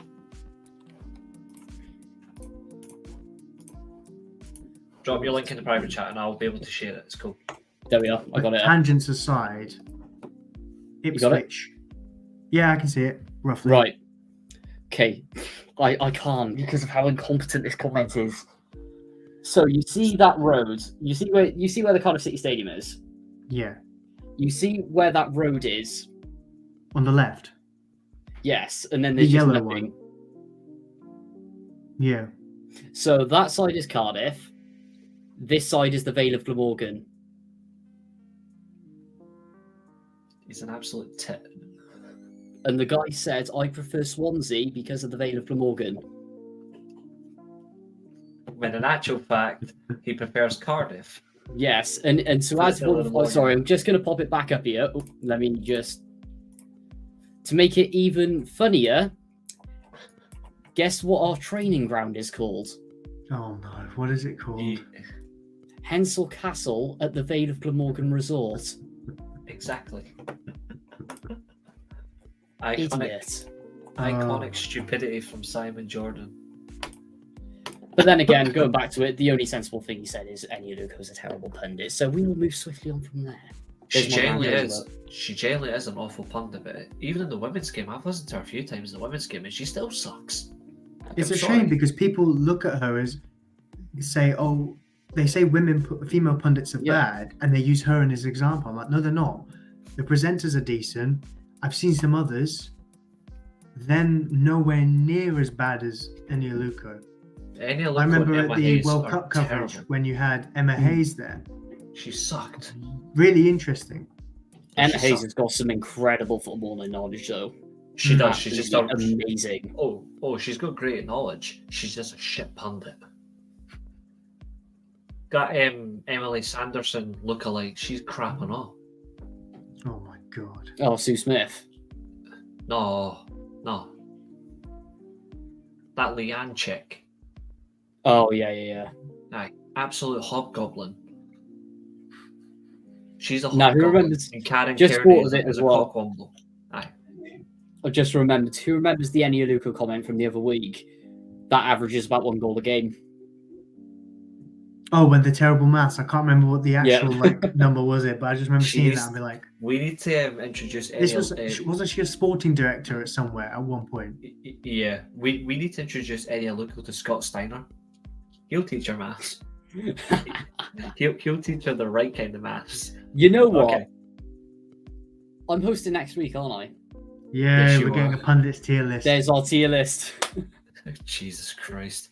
I'm gonna give Nathan a result I know he'll really want to speak about in a few. But I also want to bring up the fact that we have 1, 2, 3, 4, 5 replays. Question for both, and this is what I don't get. Why are we still doing fucking replays? Good. There's one reason for it. I think it is good, but I don't it's to think help it out is. the lower league clubs. Lower league Just get- clubs getting a draw at home and going away gets them a lot more money. Just give the lower league clubs all the shitty home legs and just have them all on TV. No need for a Or replay. give them the away legs, because they still get more money if they're away from home. Yeah. So We definitely need to stop with these replays, regardless. It's I too don't many think we games. do. I It's too many disagree. games. It's too Yeah. many games. It's too many games in the schedule already. Yeah, but Far then too again, many. the way I do the agree way with that that you get sentiment, around with but- that is my idea of reforming the Carabao Cup.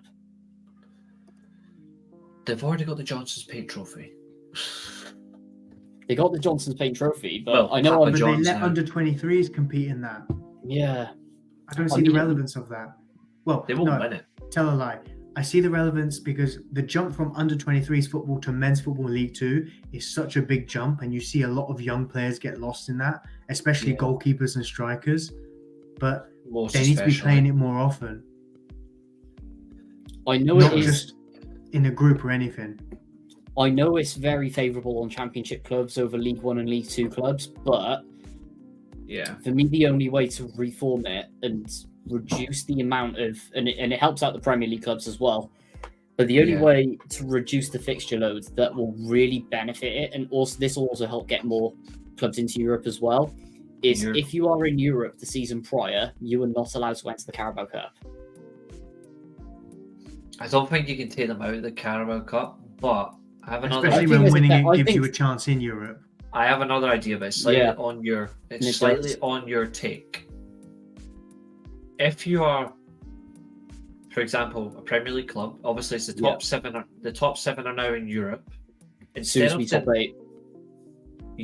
instead of denying them entry to the Carabao Cup, how about? And this might seem a little bit unfair, considering I'm a Man United fan, but I'm being a little bit unbiased here.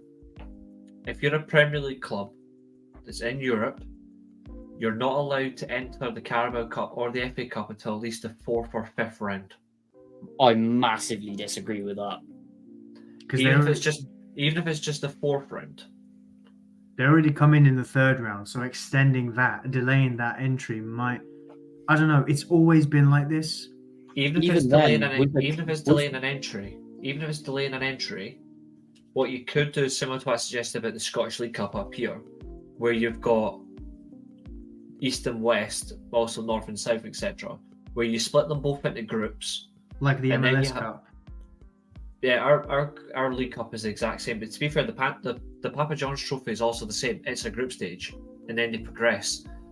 Could do the same with the Carabao Cup, where you have a group stage, you play it during pre-season. You do it during pre-season. If you qualify, you qualify. If you don't, you don't. That's your fault for being shit. But then after that, you don't play the Carabao Cup until October, end of October, and you don't start the FA Cup until November. You do a full month in you do a full month in between. It lets you focus on your league, either way. Then you introduce one cup competition. Then you introduce the second. But you can still have the Papa John's Trophy starting whenever, like mid to start of September. You just focus on that, and then you just do you ease in the Carabao Cup knockout stages if you get through, and then you get to the further stage. So you could have the lower Premier League teams that aren't in who aren't in Europe. You have the Championship teams, plus you have League One, League Two, all of that, and the lower leagues. You can all feasibly have them in the groups, and then after you get out the groups, you can bring in the European clubs. I think it still works to a degree. I think it still works because it gives them all the TV time. I can see where you're coming from, but the thing that worries me with that is elitism, and I think it gives too much of a benefit as well to It those forces teams that other are in clubs Europe to- that getting more of a rest than other clubs. It does force those clubs, though, to actually qualify more for Europe. It does force them to qualify for Europe, though, in that sense. Like, what I mean is, like, to avoid starting the Carabao Cup so early, you have to actually finish in this European spot. Otherwise, you're starting in the Carabao Cup group stage, if they went down a group stage purpose. But then And again, also, how about, I think it's a it could be the competitive case, season. what if you're in a really big relegation battle and you just know you're not going to get there? Surely you'd want to put more focus on Yeah. Birmingham City won it and then sleptwalked to relegation within 3 months. The good thing is, though, this is why I thought about the group stage. It's a competitive pre-season. If you're doing it, our League Cup starts in pre-season anyway, so you're already being in competitive matches. You're already good to go for the league. It'll actually up your game for if you are going to be in a relegation battle, because you can't tell who's going to be in a relegation battle at that point. But you physically can't tell, and you're already bringing in competitive money. Yeah. That's like you get them on the game time as well on TV. It is a little bit radical, but I'm thinking about other clubs who also need the money. Which are the ones that were down. Another thing I'd like to add as well with the FA Cup. I know it's moving away from Carabao to FA Cup, but it's worked well in the Carabao Cup. How about seeding for round 3 and round 4? Not a bad idea as well. It's a good shout. So where you go north-south, east-west. I'd be alright with that. I would be. Because to me, especially with sort of like the revenue and trying to help out lower clubs, you'll get some massive ties like local derbies, etc., where the attendances are mental, and then you'll just get the random game. Like biggest example, Cardiff Sheffield Wednesday. No one wants to go because of the travelling time and ticket expenses, and the fact you play a few weeks before. Yeah, do all the East clubs versus East. You're pretty much killing them all. North versus North. You're killing all them. Then you're gonna have the West clubs. Then you got the South, and then you go. Well, we're in the quarterfinals or whatever. Now we can just randomize it. Yeah. Put them all together. Then you get whoever it's going to be. If it's going to be a North final, or depending on if they qualify. But you can have the really long ties cut short by all eliminating each other. Exactly, because another thing you have as well is, I know that will work so well. I'll lead on to my other point, which I know we discussed before, but needs to be brought up once again. It cuts out the travelling to the likes of the heavy ties. Like if you're right at the top of the north, it cuts you out having to play a club like Brighton. Like Carlisle Brighton is absolutely ridiculous, especially if it's. I mean, they'll put it on Sky or ITV and put it at a stupid time. And then if it goes for a replay, that's horrendous. But I think that for me, that has to be done. What about all the lower league teams? This is one last suggestion from me, but I think this would work. All the lower league teams, you don't necessarily have to give them a big Premier League side, but all the lower league sides get the home draws, and on the mandatory they're on TV. Like they must be on telly. Forget not putting them; they must be on telly because they're deliberately escaping money. They're escaping money for not putting them on TV anyway. Yeah. On the other hand, though, is that encouraging people not to go to games? True. It's the only flip side. But another thing that I'd like to add that I know I've discussed before, and it's got to come up again. What about the semi-finals, getting them out of Wembley? Because for me, that's still not working. Yeah, I still want a neutral ground in the north and a neutral ground in the south. If it's a north, like if it's a north team and a south team, I want them split. So if it's Brighton, have them play in the south. If it's like a Man United, have Man United play at Villa Park or something. And for me, it's the case of do the draw whoever's closer. Yeah, I don't know where Brighton could play if Brighton were a semi-final. South-wise, I'm not sure what would be a neutrally good venue. The thing is, normally I would say Old Trafford, but everyone knows it's falling down. But north-south, it's got to be Millennium Stadium and maybe Villa Park, because that's being renovated. I'd go Villa Park just because it's not because it's Wales, but I would go Villa Park just because it had that before of great semi-final ties, far more than the Millennium Stadium, which had great finals. But it's awful for football as well. Yeah.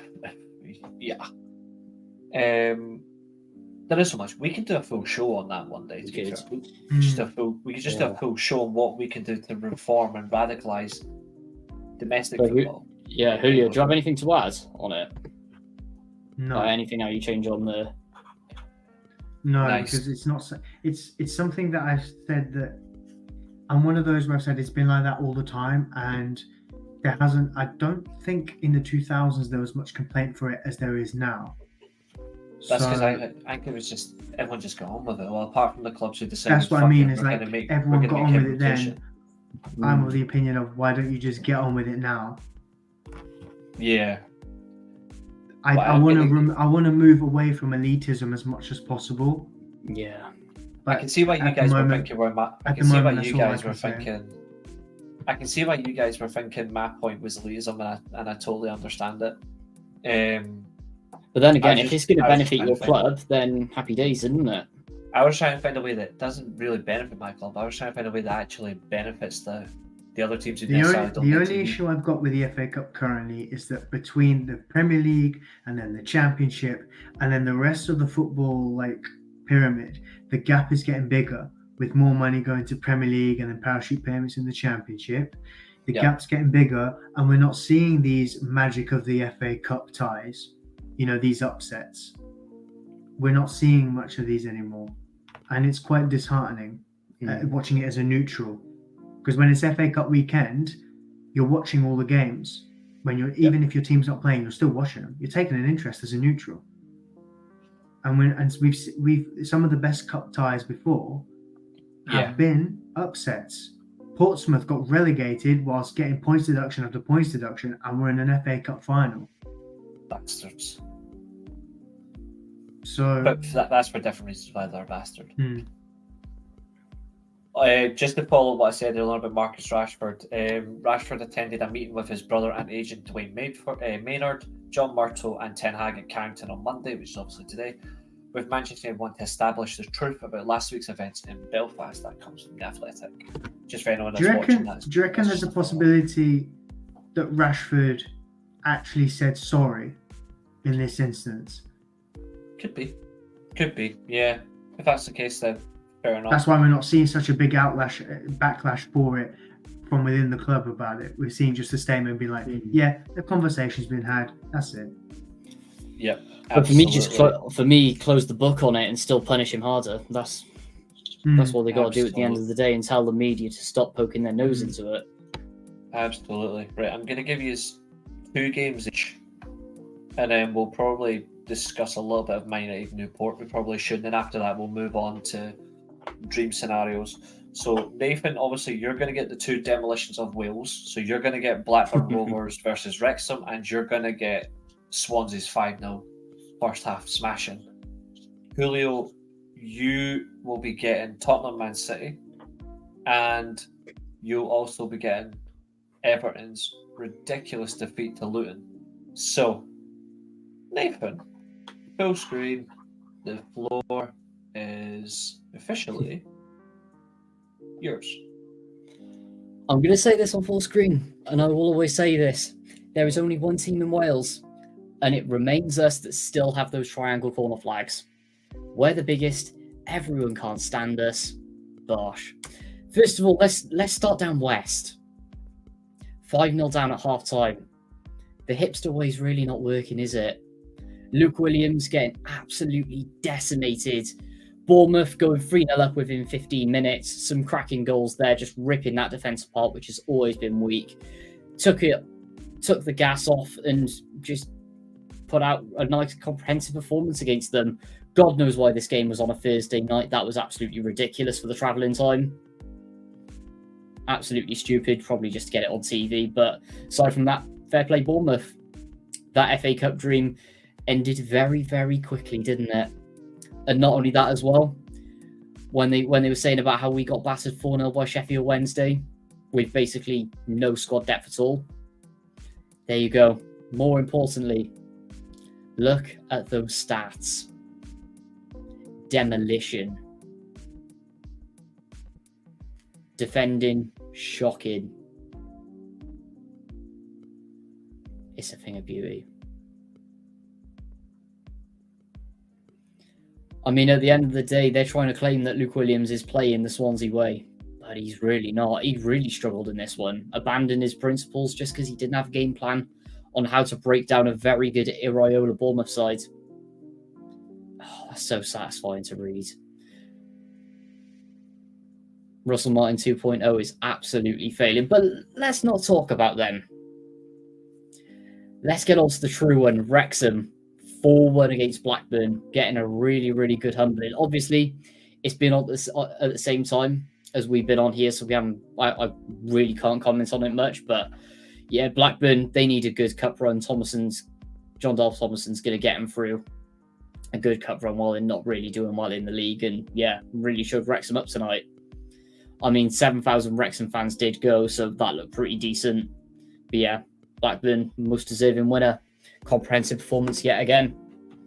And the good thing is for me, and I'll end it here, is they've had a really good humbling. I mean, once again, look at the stats of demolition. Possession means nothing, but just dominating the ball and toying them off the park. Lots of chances, really pressing it forward. Fantastic. And Schmodix, apparently, once again, fantastic. Another soon-to-be Premier League player. That's my point done.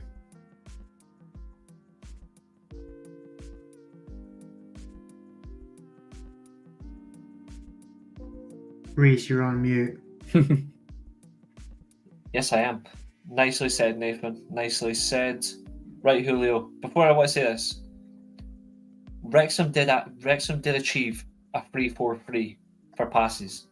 I just want to give them that. They at least done a football formation for passes. Right, Julio, over to you for your two. I'll go to Everton first. When you look at the lineups, it seems that both teams just rotated the goalkeeper, but they both had good lineups out there. Obviously, Everton lose at home to a late goal. Judging by the stats, it's a fairly even game. Both had 14 shots on goal in total. They did. Luton had a bit more. As you can see there, Luton had a bit more possession. Yeah. At the end of the day, for me, bang on 400 passes and only one less foul. Just in my opinion, I just think that on another day, maybe Everton snatch it. If it's not for an own goal or a late winner, maybe on another day, Everton get the points. Luton winning isn't a surprise for me because of the three teams that come up, Luton were always going to be the one that showed a bit more fight. You know, they've got they've got my favorite Streets Will Never Forget goalkeeper in goal in Tim Krul. Yeah. Naturally. So I'll give him that. This guy's been excellent for them. Yes, he has. He's surprised me a little with how well he's been doing. So fair play to him. But I just want to give a shout out to one player from Everton's side, and it's not Nathan Patterson for a change. Is it Branswaite? It's this guy. Mm. He is going to be at a top Premier League clubs very soon. I genuinely think a big Premier League club will try to snap this guy up, and rightfully so. Yeah, he's excellent. But 100%. All in all, classic cup tie between two Premier League clubs. Like I said, on another day, maybe Everton get it. On another day, it becomes a replay. So that's that. Fair play to Luton for going through. But the thing we got to say is fair play for both sides absolutely going for it. Yeah, 100%. Throughout the whole game. Now give me this one. I think if either team went out, I don't think they'd be too fussed given how they're doing in the league. Agreed. As for this, Spurs will be disappointed. You know, they've got that good record against City at home. So obviously, they couldn't do. I mean, one shot all game on target from Spurs is piss poor, if I'm being brutally honest. I mean, it's just the straight up narrative of not turning up. The Literally. amount of passes as well at the back is disgusting that they kept doing in their own box. The amount of chances they kept giving away. Yeah. Like Foden should have scored early on. Like, ridiculous. I mean, I'll give City their dues. I'll give City their dues because again, Spurs away, they seem to always like just not do it for some reason. So fair play that they did it, and it was to a late goal, wasn't it? A late goal by So- Nathan in the box. That Yeah, people thought I was a missed foul most of as the well. game unfortunately because I was at work. But yeah, I It mean, was- all I can. It was. It was a late kickoff on Friday, wasn't it?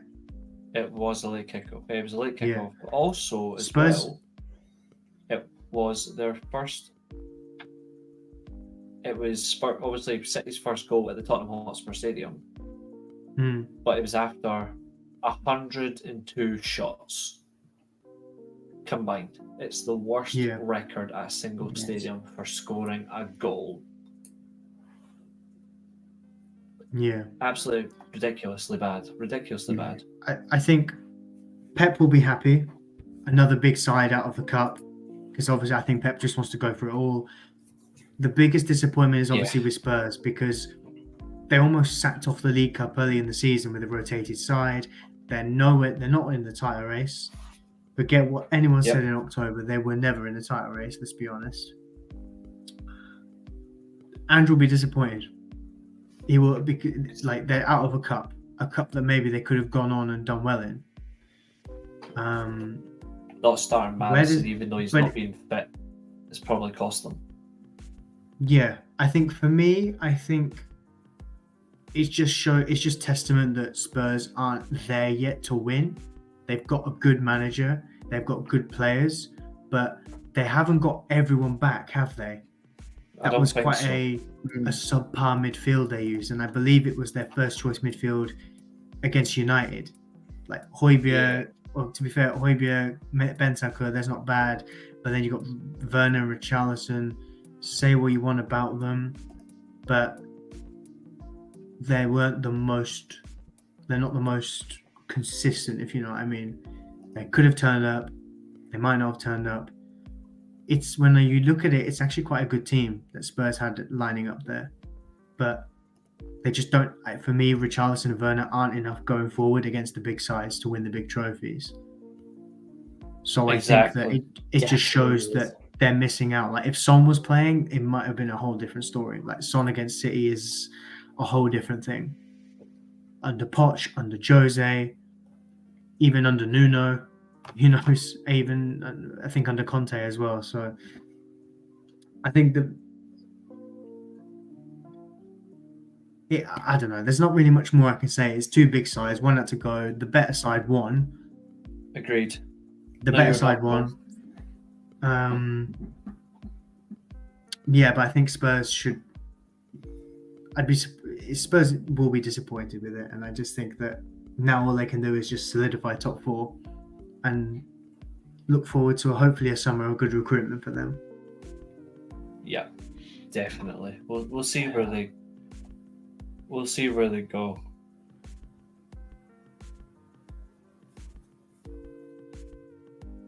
%.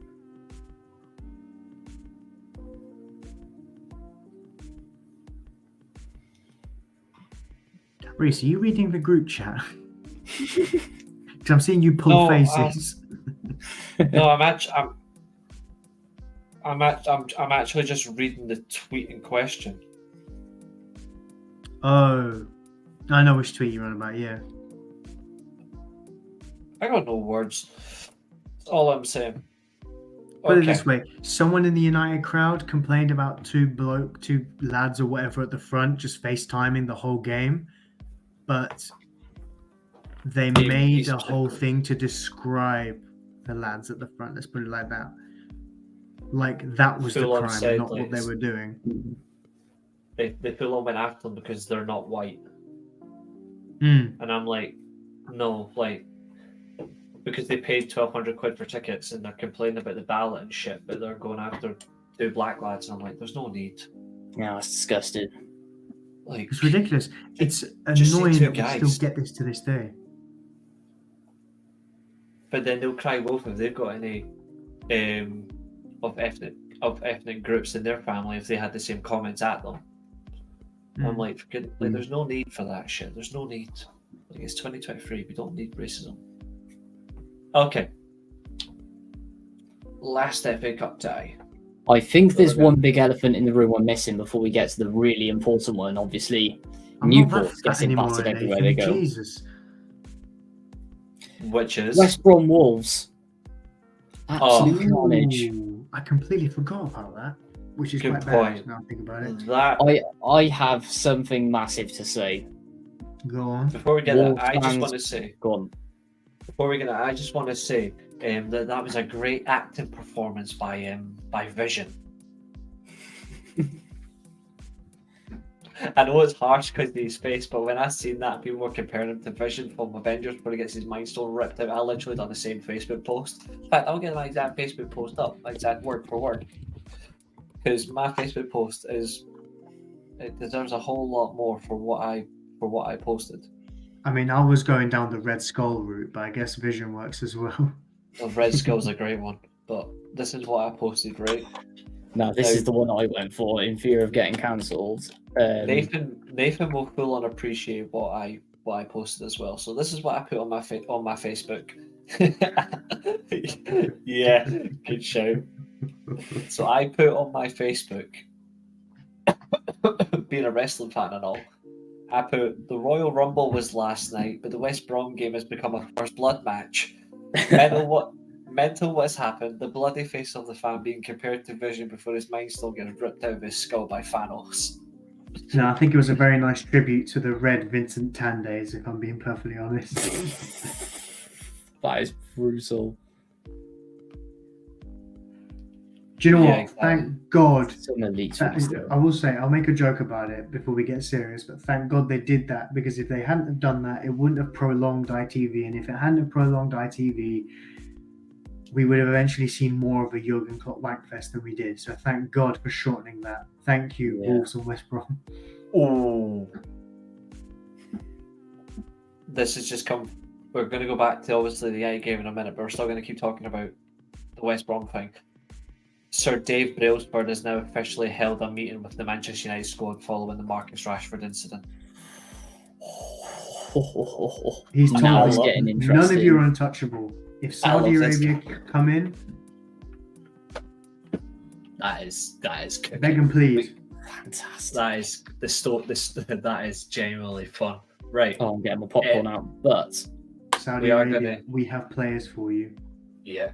We are now going to talk Manchester United Newport for a little bit, and there are some positives in this one, but there are some genuine negative criticisms that they need to come out regarding our evaluation of this game. But one thing I want to highlight especially is one, Man United. I know it's Newport, and we did play a full strength squad. Like, people are saying, "Why are you playing a full strength squad?" We've got players who've just come back from injury. They need to get minutes. For me, that is justified. We did come out the blocks very early, dominated possession, looked very well. 2 fast goals, 2-0 up in 13 minutes. People have already slated Alte Bayender for that goal he conceded from Morris. No goalkeeper saving that. That was a beautiful strike. And it was The deflected second- as well. A little of a deflection, but still, regardless, you ain't saving that. The second goal, a little bit questionable. Should have done a little bit better there. We should have been 3-0 up rapid anyway, because Garnacho either should have passed it through or we should have scored. Regardless of that, United got a win. It's still not enough. It's still not enough. I have still more questions than answers for this side, but obviously from a Cardiff fan enjoying this. But Nathan, just your overall take on the game. What did you overall think about it? for me, Graham Coughlin's side really turned up in it once again. We've seen it over the years as well. Michael Flynn, etc.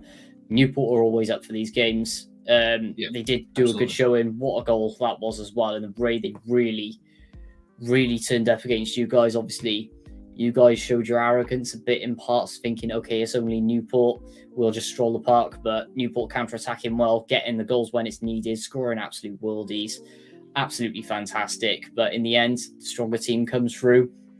Fair play to Newport for giving it, but at the end of the day, and I know I've sounded absolutely horrendous today. Tiny club.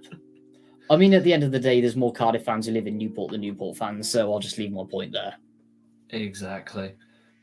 Julio, what about yourself? Obviously, you've not had a chance to officially review the United game, so this is your chance at it. So, what about you? Where are you at mentally with this, and just in general, United as a whole? Like, so the game, the performance, your review on it, and then I know where I stand. I still think I stand what I said on the other night about if we had lost that game, then I would have sacked Ten Hag this morning. Obviously, that's not the case. Like, he stays in the job, but he's on thin ice still. For me, it doesn't change much. Yeah, First 15, 20 minutes, team play. Similar to what we saw in Copenhagen. Good team play, quick fire, we got the goals, brilliant. And then we go back to individuality. And then suddenly, it's 2-2. Yeah. We've seen this story before. Anthony gets a tap in.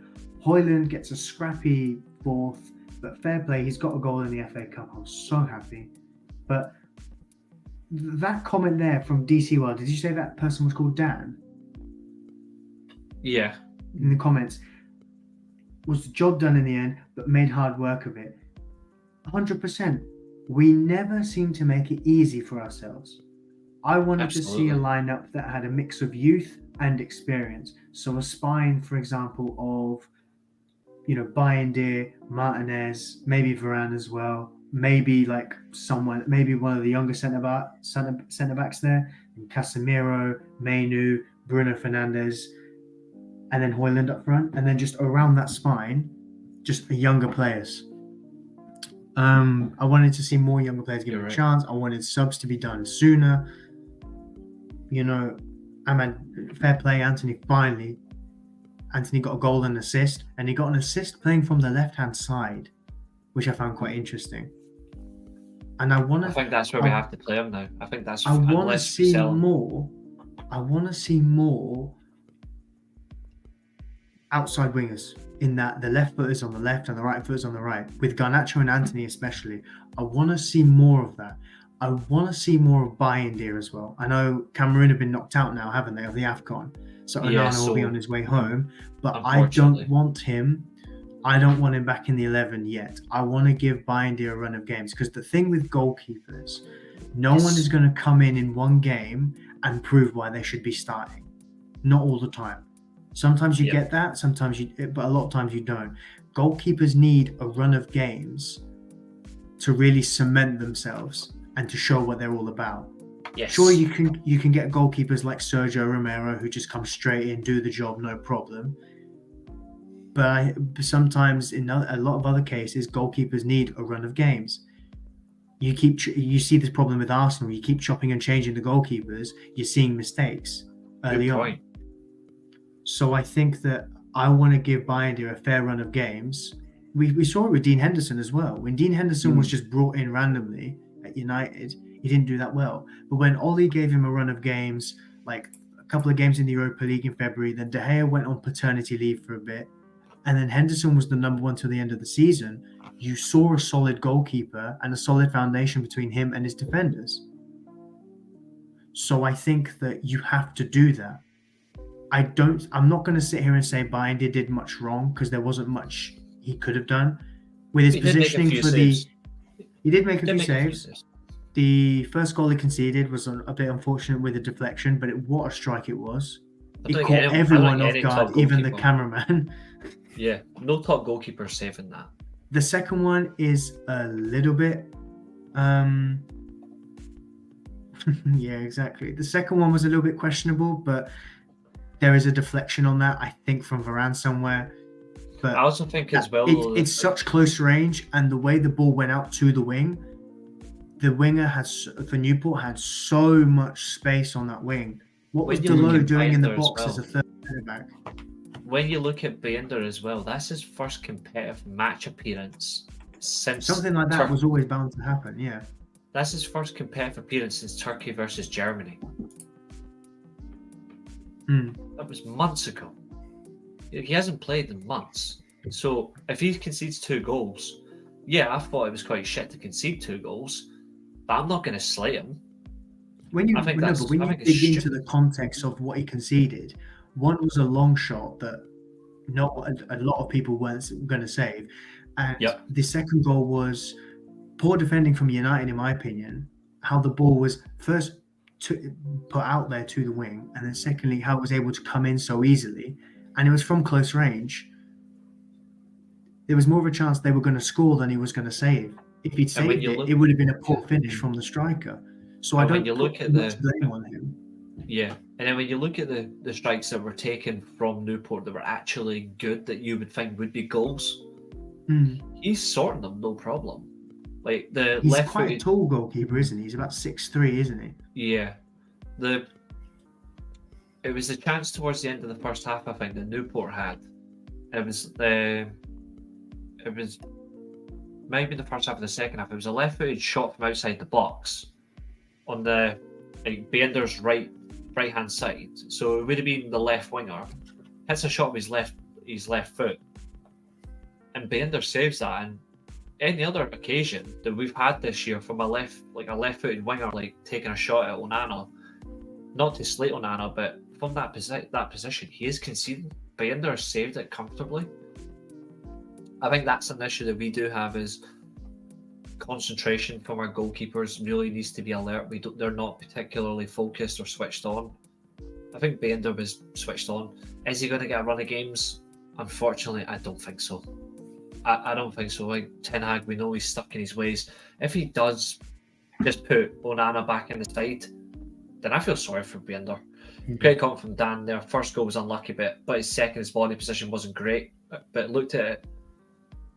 The defending wasn't great. But other than that, he's had a decent game. Watford way.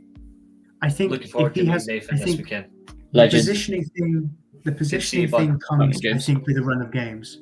I think a little bit slow. Like I said, it's his first competitive game since the match against Germany. It's a shame that realistically he isn't going to get that many chances, and I feel like he should be given a run out. We've given Onana so long and so many false starts. I feel like Binder at least deserves a month. If Ten Hag wants to stay in this job, he has to show some bold decisions. Starting Binder for 4, 5, 6 games is fine. If anything, rotate. Make Onana your cup goalkeeper and make Binder your league goalkeeper. I think Onana actually would be better in the FA Cup for a while because it gives him less pressure. And he can just relax a little bit. It looks like, because when I look at it, Binder's played 1 game in English football compared to Onana, who's played over 20, like in all competitions. And Binder 1 game compared to 20 looks so much more relaxed. He looks so much more relaxed. Did Ten Hag want Binder at Ajax? I don't know. I only think he wanted Dean Henderson. I think that's it. He only wanted Dean Henderson. I don't recall Binder ever being linked to Ajax. I'm going to check and see if he did. That's interesting. Because he's Turkey's number 1, isn't he? Yeah. He is, yeah. They're number 1. Actually, hold on. I stand corrected. 2020 as well. Sheffield United and Ajax to battle over Fenerbahce's Altay Binder, and then 2021 he was the favourite for Overmars because Ajax wanted them in 2021. But this was when Onana had his ban and they were playing like 38-year-olds. They were rotating 38-year-olds, weren't they? Like Stecklenburg and someone else. Yeah, Pashbeer. So within the space of a year, they wanted him twice. So there we go. There's another thing about Ten Hag. Didn't get him the first 2 times, gets him the 3rd time. That really does worry me as well about Ten Hag. It's always the same type of player, but he never really diverts. But in this circumstance, though, Binder looks more comfortable for English football than Onana does.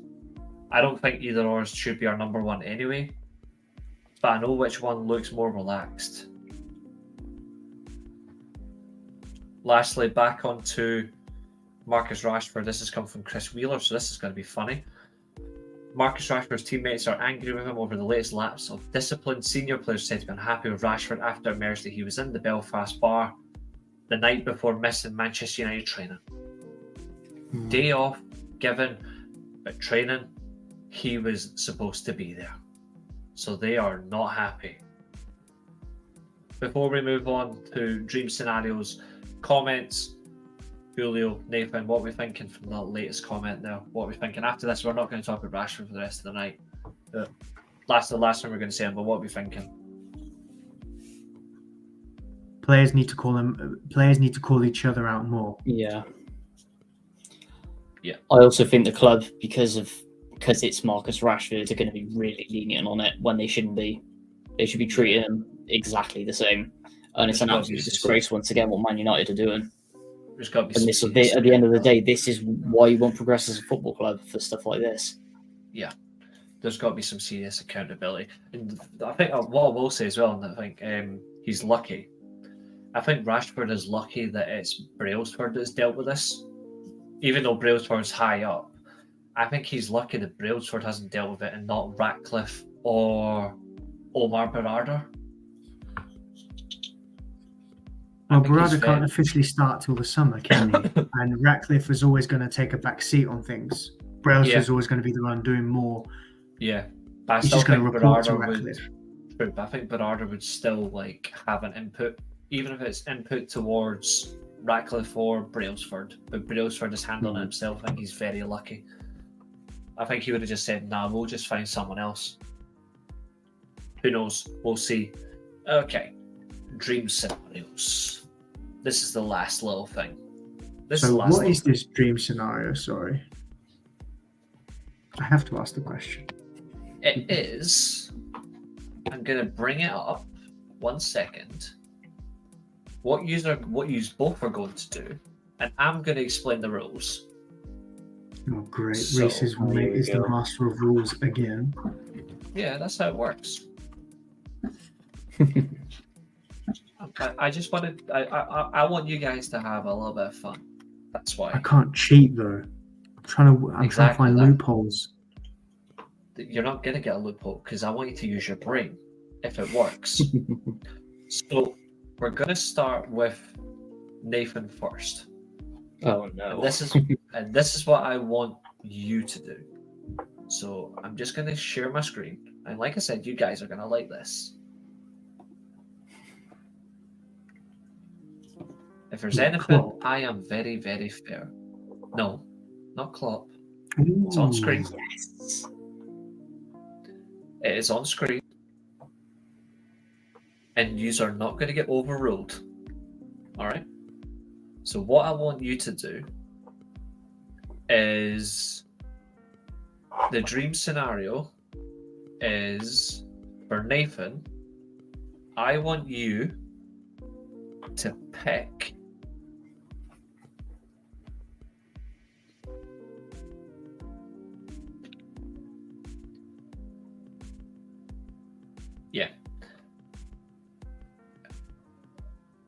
this is as realistic or feasible as you want.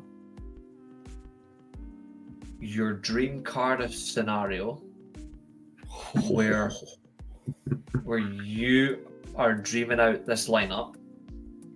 And Nathan, do you want to just look at the pictures I sent you today? No, that doesn't count. That doesn't count.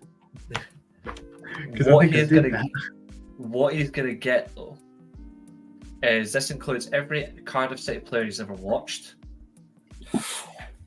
that is eligible to be his manager, and he gets one of those players within the last decade and a half to return as his starting captain. Oh, the one I can't even pick the one I want. I might allow it to 2010. That's horrendous. I might allow it to 2010. Nah, everyone knows why I can't pick the one I want. See, For sad reasons. Yeah. So I think the first thing we've got to do, if Yep. we're going to do this right, Main colour's got to be blue. Secondary colour's got to be yellow. Don't worry, I was going to. We're going full dream scenario. Going back to where we want to be. Not that one, because that's Keep them disgusting. in That's... red. There it Keep is. them in- I need to see Secondary those colour. yellow sleeves. Let me just get them. That's A bit darker. Oh, guys, That's Cardiff City. did you see about Antonio Nusa failing his medicals today? Yeah, I heard about that. Very weird. Jesus. So you've got your I can't change the goalkeeper, unfortunately, but that's okay. So, and also you get formation choice as well. So in terms of the one player we get as returning as captain, is that in their prime? I know Yes. exactly who I'm going. The rest, obviously, it's going to be realistic, but So it's let's gonna do be this. players. Right, Formation. 4-2-3-1. Okay, he wants a 4-2-3-1 then. All right, okay. Very well. I was thinking about 4-4-2 going really Cardiff City. Well, there's your main body, obviously, and there's your goalkeeper. So, and you get to pick whatever order you want. And then the live chat, by the way, the live chat, if anyone's still watching and wants to comment, the live chat gets to pick a dream scenario for a club they destroy. So if you pick Celtic, Liverpool, or Leeds, or Inter Milan, or Juventus, or Borussia Dortmund, you're welcome. I know exactly anyway, who I'm picking. Your goalkeeper, what are you thinking? And remember, this is your own thing. The problem is because of how many goalkeepers we've had that are still playing, all of them are basically retired now. So I'm inclined to see how we go and leave it till last, because that means there's going to be two who I think are going to be out of retirement and back as captain in their prime. We're going to And make one it of them fun. is in goal. We are going to make this fun. Yes. Every player that we're discussing, we're treating them as if they are between 24 and 28. As well. But so the question is, aside from the ones we're bringing back, So are they still playing? It's dream scenario that all these players are between the ages of 24 and 28, that optimum range. Regardless of who it is, we're treating them as that. If they were playing for Cardiff, with no financial worry, of course, we're treating this as like a serious madness year. Hence, dream scenario, basically ultimate team. But Cardiff only for you, and Julio, you're going to get something very, very interesting. It's not Man United. Oh crap! We're going to start. I'm going to proper test Julio. I think Nathan will like what I've got in store. In fact, you know what, Nathan? Just so Nathan can't see, just so Julio can't see it. Let's have a look. I'm gonna put it in Nathan's Facebook Messenger, and I think you'll like this, mate. Let's have a look. Yes. Oh, Reece, that's mad. I know. No. Oh, I can't That's what I wait like. for this. And it's definitely, I think you'll agree, that's not bullying him. That's not bullying. Nah. That is proper metal testing. Reece, there's a lot of things you'd say that you would consider not bullying me, and yet here we are with HR on speed dial. That's all right. Nobody's got the HR number. Right. Oh, good. Your goalkeeper. Let's get on with it. So goalkeeper, I'm going to save till last because I think that's going to be my icon coming back. That is fine. It's You between can choose two. any position you want. So I'm just going to clear them all. And remember, this is Interesting. I'm This going to is start dream right scenario. back. You want to start with right back. Okay, no problem. And as well, you can dictate if they didn't wear that particular shirt number, you can also dictate as well. You get So the let's full start. shebang. Oh, brilliant. Number 5, change it to number 38, Perry NG. How am I spelling that? Perry. PERRYNG, literally NG. Or is it PERRY, as in Perry? Yeah. Perry. How do you spell the surname, sorry? N and then G. Well, that's it. That is it. Well, again. That looks like an Xbox Live name from the late 2000s. It I does. agree. Who's next? X Perry NG. I wonder if somewhere madly Wilfred Zaha's in here. Surprisingly not. Oh, okay. 25-year-old Wilfred Zaha doesn't make it this Cardiff team. So Reece, I'm assuming dream scenarios means they have to have played for them Or linked. or linked. Oh, Yeah. I'm gonna have some fun. Go. Number 4, Virgil van Dijk. Okay. He was linked to Cardiff once. Oh wasn't he? yeah. Yep. Alright, I'll let. Yep. Okay. Linked I centre can back. think of a couple of others already for you, Nathan. Actually, now I think about it. You're not allowed to suggest, and you're I'm not not allowed to going to. interfere. I'm So not you're going official. You are until he's finished. Until Nathan's finished, You want to Mr. put me on Leshy, mute? This is getting my brain working for the other centre back. love it. Automatically, the first one I think of is Bruno Manga, And what number?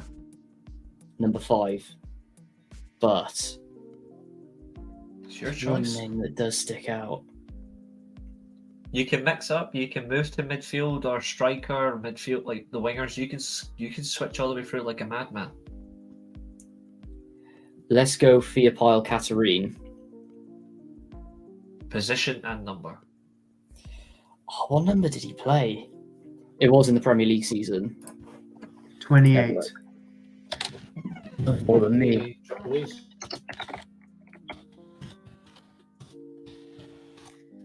I think he's still playing at high level now.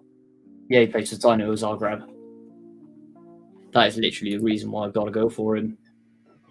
Katarine, that's CATTERENE, is it? Yeah, Is that how you Theopile spell and it? then Catherine, yeah. Midfield, is he? No, the where number 3 is. Alright, so that's Katarine. Yeah, it's actually spelled Catherine. It's quite mad. Oh right, he just pronounced Katarine because he's a weirdo. Yeah. Okay. Who's next? The only one that filled the left back void over the years, because we've had some dodge ones. Yep. Question is, who have we been linked to? Can also be past players in their prime that you thought are good enough. But then So you again, can- I've got to save that. You can also include Fabio. I can. It's got to be Fabio. As much as I want to put Joe Bennett, actually no. Oh, For me, Joe Bennett was a better player for Cardiff than Fabio. Bennett is number 2, or did he have a different number? Because he's an absolute psycho. Number 3, Number 3. So, what number did I give Catherine? 5. Catherine. What number was he? I can't remember. 28. 28. I'm pretty sure it's 28. Run with that then. Okay, No, that's not. he's saving goalkeeper till last. So who's next? Yeah, it's 28. I've just checked. He is 28. Because Who's he's still playing, where the number 7 is, Aaron Gunnarsson.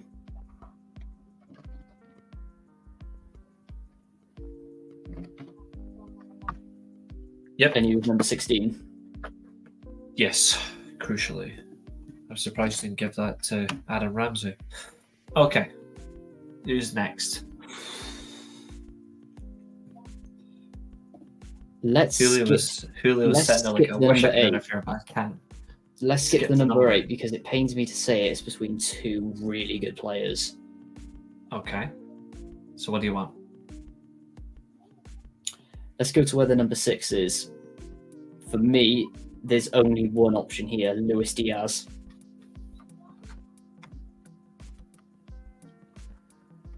Naturally. And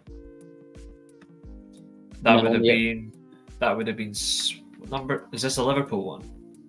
Yeah, number 17. Yeah, I was gonna say he would have been 17. Yeah. Which Number means- 9, I'm assuming. I've already thought of my number 9, which means we can go back to number 1. Very well. The question is, what keeper do I pick?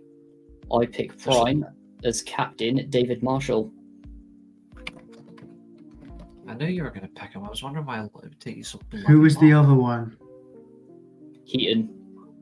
Of course. I'm surprised you didn't include.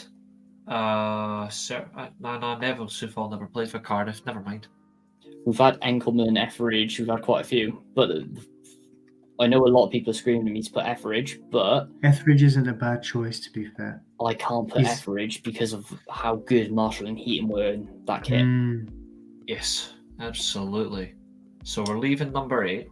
So your number 9 is the right winger until you change the kit number. Who have you got? Jarrett Bowen. What so? So that's 20. What numbers? 20. 20. Number 10. This is where it gets hard. This is where it gets really hard. You know you want to include Wilfred Zaha.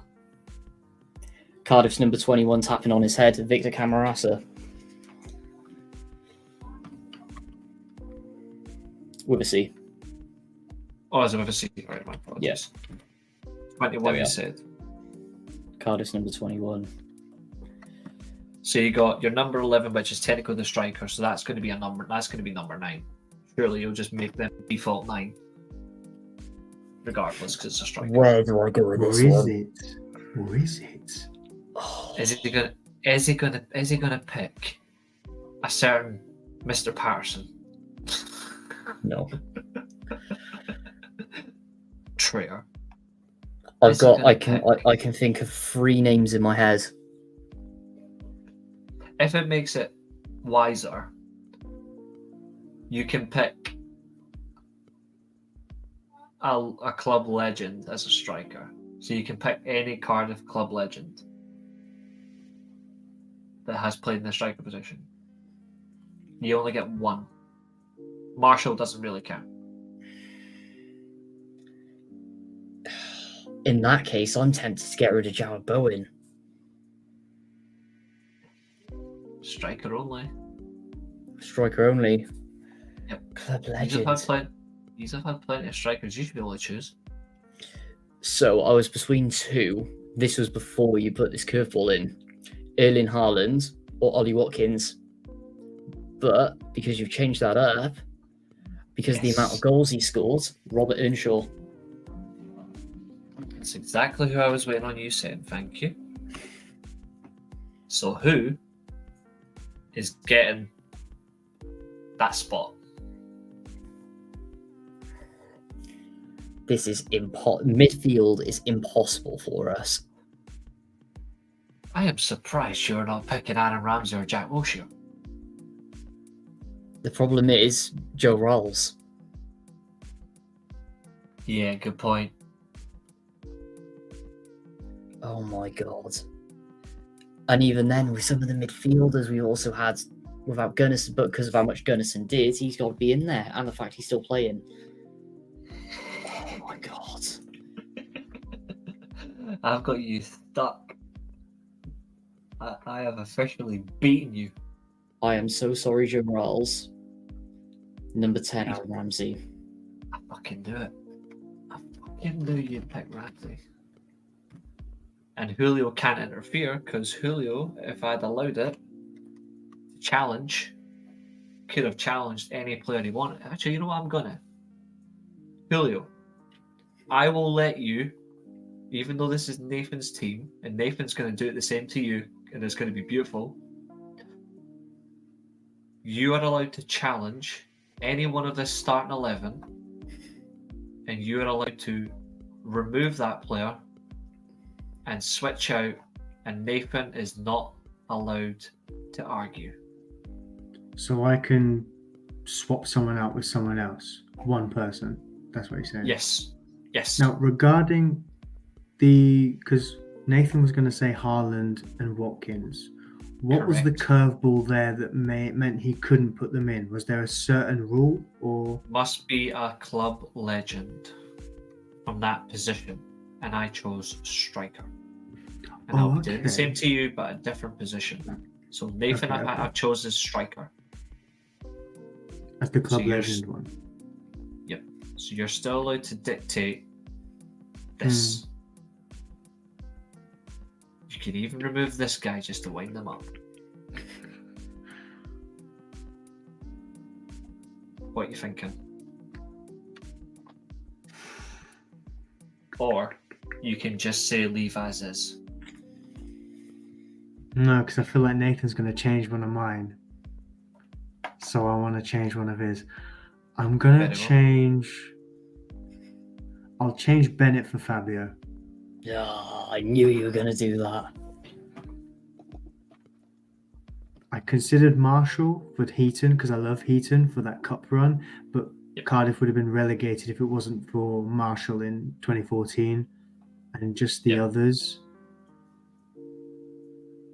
I can't think of anything else. So no, I think that's very fair. So that's that lineup, and what I'm going to do is I'm just going to remove this for a minute.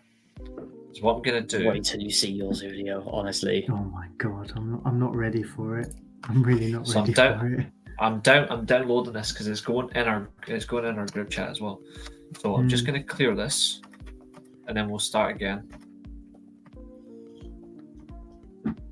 Now, the club that I sent Nathan, should I let him stick with it, or should I be generous and just give him United, where he's really fucking screwed?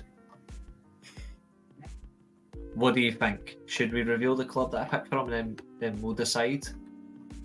Yeah. Can you reveal it, please? Northampton Town. Oh my god, I had a feeling it was going to be Northampton Town. So you could either take the challenge with Northampton Town, or you pick Man United, but I'm going to tell you the position for club legend. No. Your choice. Before I pick, can you relay the rules once again for me? So my town knowledge isn't obviously as good as United, but I am curious. So it's Man United players that you've seen up to the last decade. So start 2010. 2014 onwards. No, 2010. I said to Nathan 2010. Oh, 2010. Okay. Yep. So you've got 2010 to current. Every player you choose we're just branding them as they're 24 to 28. But they've still got to be playing. They've still got to be. So can't be any retired players. It can't be retired.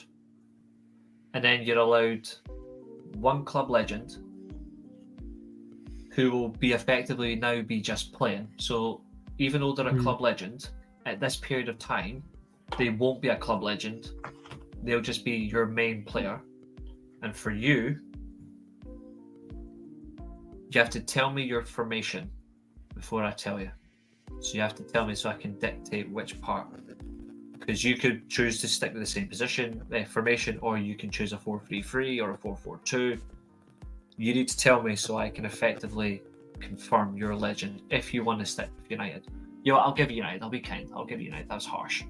I just want to say there are some interesting players I could have used for Northampton Town, like Dominic Calvert-Lewin, for example. He was on loan there in 2015-16. True, fuck Calvert-Lewin. Fuck Calvert-Lewin. He's a gimp. No, just give me United. Pick your formation.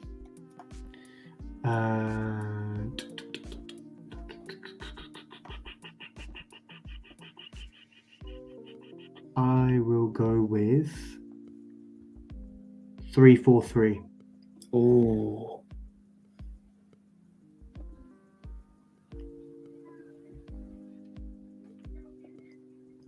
3-4-3, you say? No, I don't know. Just making sure it looks, because right, obviously this is current, so I'm trying to get red and black because it's current red and black. strip, Give obviously, that we're me using. 352. Jesus Christ. I'm going radical as hell with this.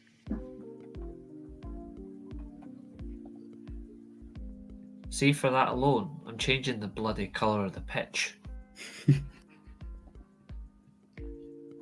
Nathan had stripe green. I've given you bloody light green. Okay. So you want 352, or you can have 343, or you can have 3142. Give me 352. So Or that 3232, however you want to look at it.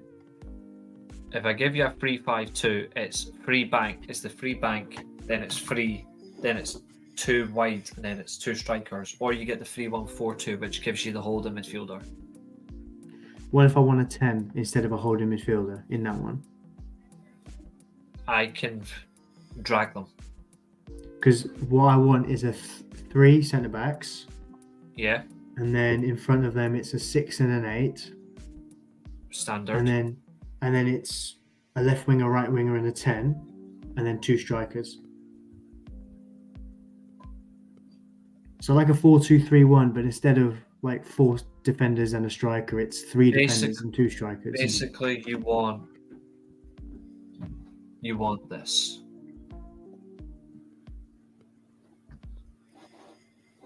Kind of, yeah, that. So just a little bit advanced there. Move them out a wee bit because that's where they need to go. There's your 6. There's your 8. There's your 10. There's your strikers. And just put these out there just in case you pick fucking long names. So players of the last 14 years that I've seen play. Who's the club legend? Or any player linked as well. Yeah. And your club legend.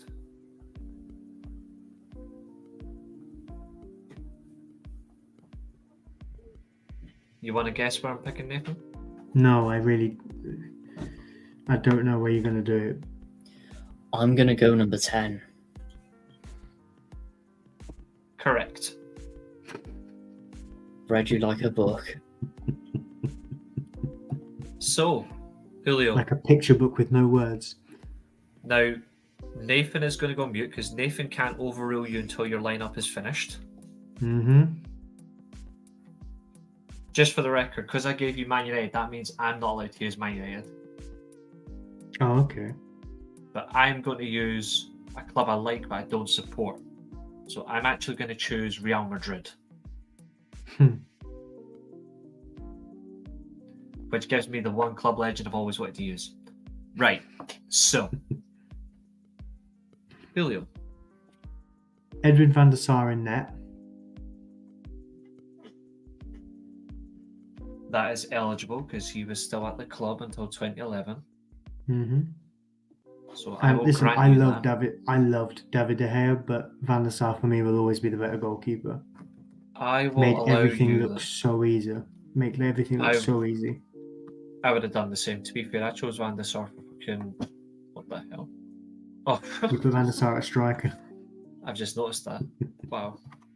I've just noticed that. I went to the very bottom. That's my fault. Don't worry, Reece. I forgive you. To be fair, I've got Van der Sar in my ultimate team now. I'm happy. Well, most expensive player I actually signed on ultimate team, 246k, signed Van der Sar. Jesus. After having Schmeichel, and he pissed me off. To be fair, for me, Van der Sar was always the better goalkeeper instead of Schmeichel. And we should have got him instead of Bosnich straight after Schmeichel. Agreed. Right, next one. Remember, you can choose the order of where we go. Yeah, that's true. So club legend was the 10, yeah? Yes. Rooney. And Nathan is allowed to challenge that. Just remember. So if I were you, I'd be very, very careful. I just want to make sure I'm choosing. Oh, that's right mid, so that should be... I think it might be this one. No. No, obviously. that's in the... There we go.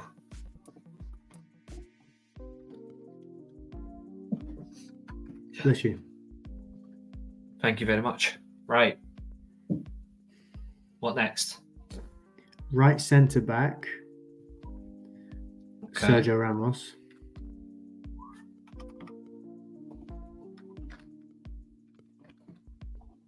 That would be number 4. Or 15, like he wears for Spain. No. That's just me. No, that's just me being edgy as hell. But yeah, 4 is always going to be. Let's think. Who have I loved over the last 14 years?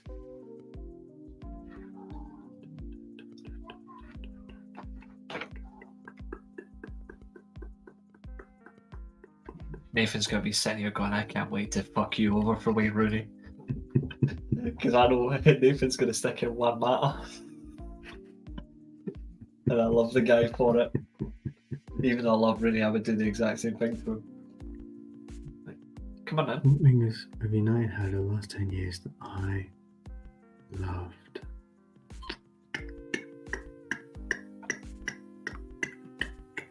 Just remember at one time as well, Manchester United were also linked to the likes of David Silva, they were linked to Sergio Aguero, they were linked to David Villa, Karim Benzema, Gareth Bale again. Yeah, I know. I just don't want to put that many linked signings because we already did that in the summer, didn't we? Yep. So come on And now. I want to use as much as possible. I think who have we had holding midfield the last 14 years? Well, we've had some good players actually.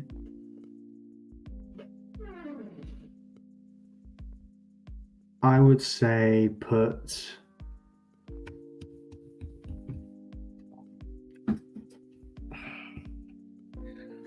Lisandro Martinez left centre back. Good shout.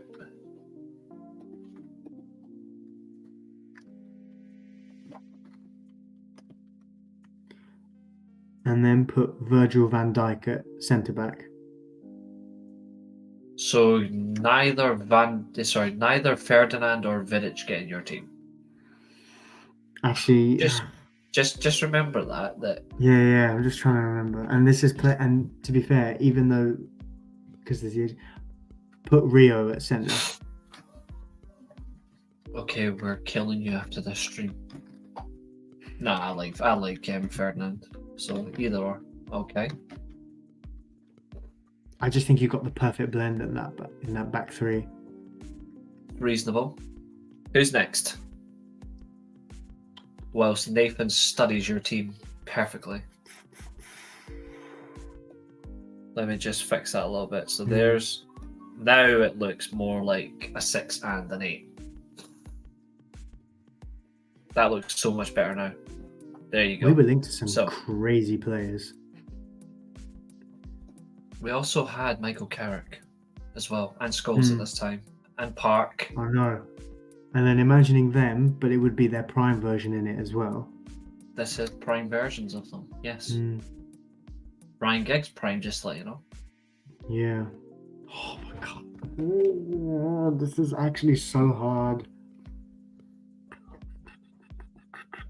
We'll narrow it down by what you think the least hardest part is, and we'll work with that. Because to I already be fair, did that. Because I'm surprised you've not looked at a prime Falcao, a prime Hernandez, a prime Van Persie. Because that's going to Prime be Ibrahim- scary to think a about. prime Ibrahimovic, a prime Cavani, a prime Cristiano Ronaldo. Oh my god. Could I put prime Cristiano Ronaldo on the left wing in this scenario? Because even though we signed him as a striker, Yes. in his put you're prime eligible for Cristiano that. on the left wing then. So that is Cristiano Ronaldo as his number 7. Oh, other side. Hold on 1 second. Where are you? You've put him up front. Because that's who he wants to be. He wants to be up front. That's in midfield. Yeah, it just does not want to be there. You know what? Fuck it. I'm just going to move him out of the way. The one underneath Rooney is the only one you didn't try. Yeah. Got no interest.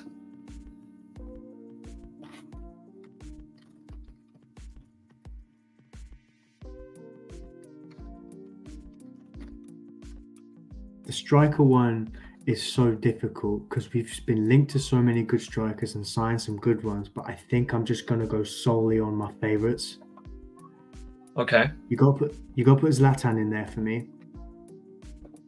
I will do that. So Zlatan will go on the other side because it's easier. Hmm. We'll just do it literally as just Zlatan because when he came to the Premier League, he didn't care about his Yeah. surname. He just went by Zlatan. You have 3 players. Sorry, you've got 4 players left, and then you're being challenged. So you better hope and pray that Nathan is good to you. And remember, once you're locked in, if Rooney does get removed, by the way, you are not allowed to switch out any of your strikers for Wayne Rooney. Like, that's it. Like, he is locked out. So you better hope that Nathan's kind to you. And I got a feeling he's not going to be. I No, really he's don't. not. Oh my god. Nathan can also choose a number 10 that was linked to Manchester United over the years as well. I So was he tempted could- to put him in. If we're thinking of the same one, Reece, I was tempted to put him in. Staying out of it. Who's next? I mean, there's an obvious midfielder you've not named yet that's quite embarrassing. Well, I'm debating. I'm just trying to think. Is there anyone else I would have considered putting elsewhere? Because for me, Carrick and Scholes is the ultimate midfield. But I'm trying to think if you put someone else different in there, would it work so much better? It does depend on how you'd like it. Come on in.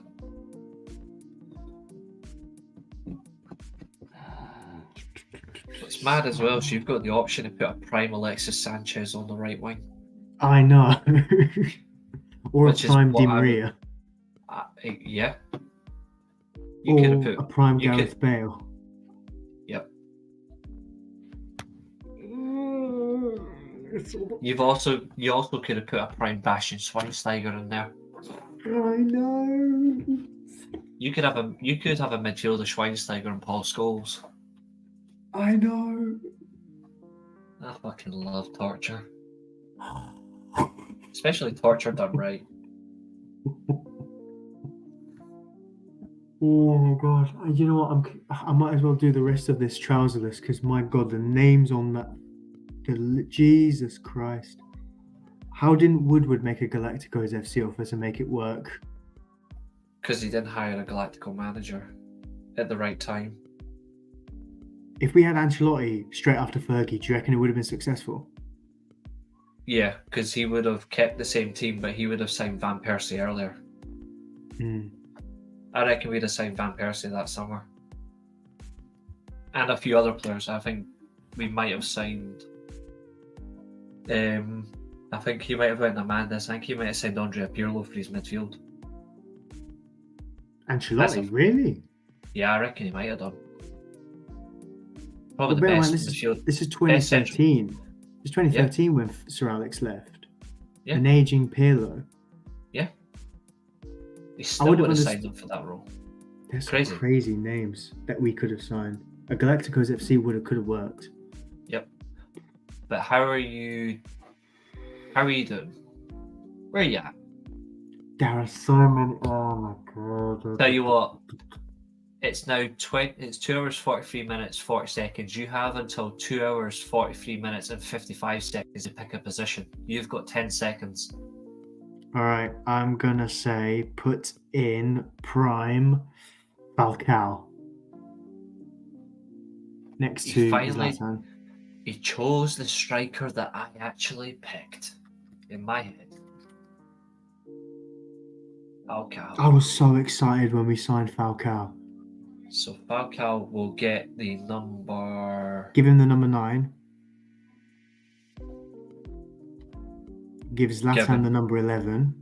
Yep, correct. And Which then means- So which gives you Paul Scholes 18 or 22. yeah, you gotta put Scholes in 18.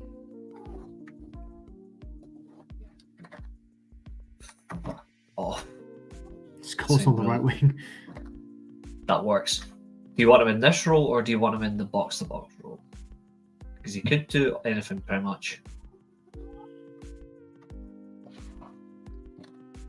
Because I'm just trying to think the other name, but I think if you put him in the deeper role, I think it opens up so many more avenues. That sounds like a madness. Come on then. You've got 2 left. Put And there's Scholes in 50 the minutes deeper to role. Okay. Which...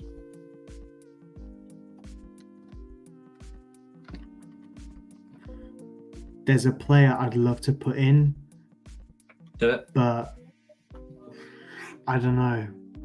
Just do it. Have some balls.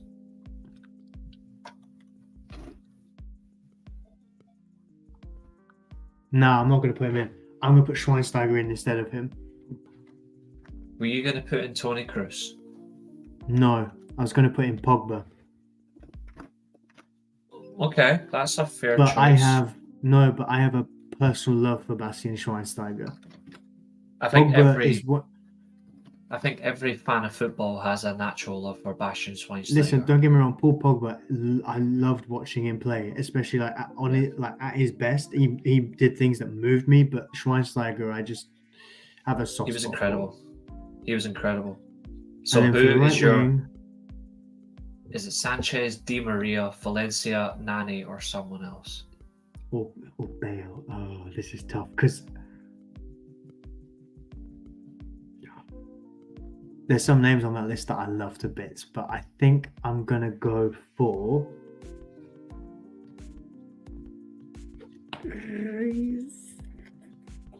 Oh, this is so annoying because we signed some good players as well. It's not Sanchez. As much as I love Valencia, it's not him. It's not Nani. It's literally between Bale and Di Maria. I think you'll pick Di Maria personally. Because I am leaning towards Di world-class. Maria. He was the first world-class player that we actually signed in years as well.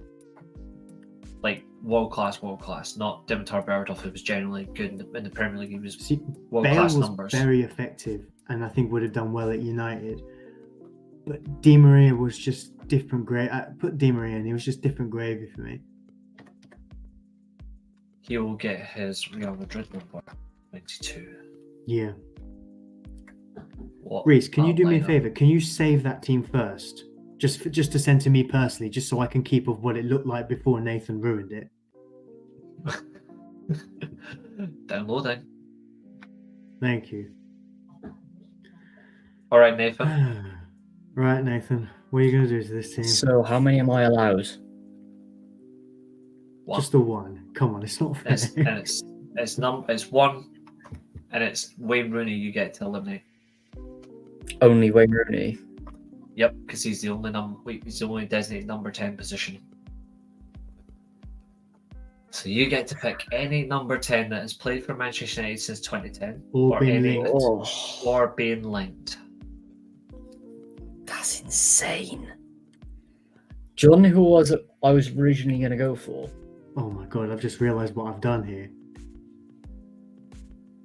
No, very bold move. So I Di Maria was played- thinking it too. Di Maria played in Bale. the 10 in that Champions League final. So if I'd picked Bale, and I could have had Di Maria and Di Bale Maria in in the this middle. team. Yeah. You know what's funny is I'm not allowed to interfere, and I really want I to know, interfere. hindsight is a wonderful thing, Reece, you torturous prick. But another example was I was going to get rid of Lisandro Martinez. Really? Yep, I would have put Delict in there. Yep. Good shout. Ooh. I also would have just overruled you both and said Vidic. But Manu I was think the same for too many legends. So Yep. in that case, But designated number 10. You know what's funny? Is absolutely. Go on. there's another number 10 here that I'm not allowed to say, No. but he has been linked to Man United since 2015. And he is named after a world- yogurt brand. he's a World Cup machine. I'd have him in this team. I was tempted to put him up front, actually. Yep. And that He's is got to Thomas go Muller, in. but I can't decide for you. Dybala's also another number 10 potential No. link as well. Just saying. David Silva's one. No. Luka Modric is one. Toni Kroos, when he was at number 10 for Bayern, was linked. Do you know what? I'm surprised I didn't put Morata in this team, to be honest. I think just for what I've seen personally live in terms of standards of number 10, I'm going to have to go Luka Modric. Hang on, something's just occurred to me. Eden Hazard was technically linked to us. He was, but he doesn't go in. Luka Modric goes in. Do you know what? A midfield of Modric, Scholes, and Schweinsteiger. My God. There we have it. So Modric has been overruled for Wayne Rooney, and I am going, as I've said, doing Real Madrid, and I'm protecting myself because I am playing a 4-1-2-1-2 diamond, and my 4-1-2-1-2 diamond. That is interesting, and I think it's pretty feasible as well. It's because I am protecting my legend of choice, who's going straight in the team, and I'll prove that in a second. So let me just get the 4-1-2-2 because it's not the typical. I'm just imagining prime like 09-10 Rooney playing in the 10 behind Falcao and Zlatan.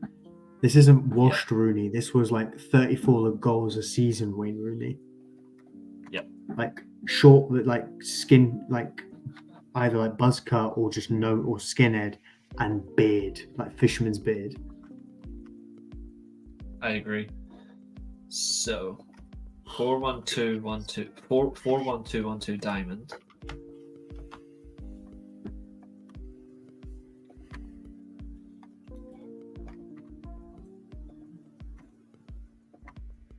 And to absolutely ensure that I am not going to get absolutely screwed, because you both have to agree on this, you don't get one each. My position is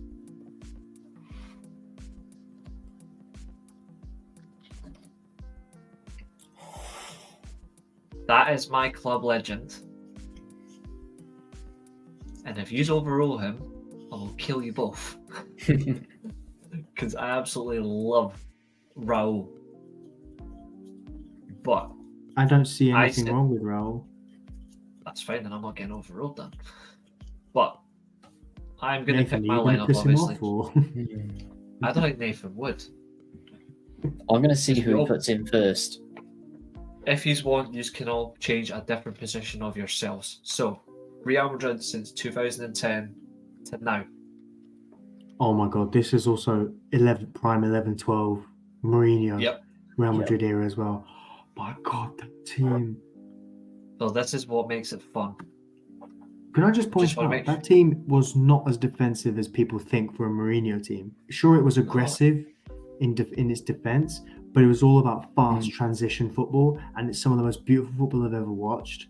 And when we got Mourinho at United, I really wanted him to recreate that. And with the big name signings we made, I was hoping we were on that track.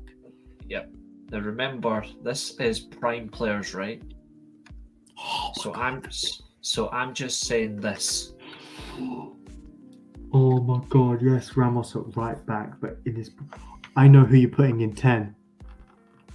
You don't know what I'm doing. I know exactly who you're putting in the 10. But wait till you see my defense first, and then you'll be really like, wow. Reece just casually researching, can I wank in public after he does this team?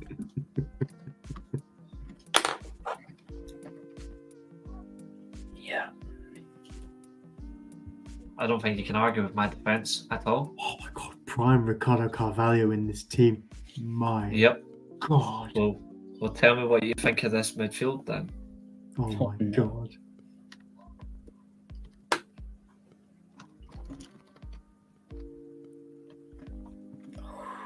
the best midfielder Liverpool had. None of this Gerrard bullshit. Agreed. Which allowed me to do. Oh my god.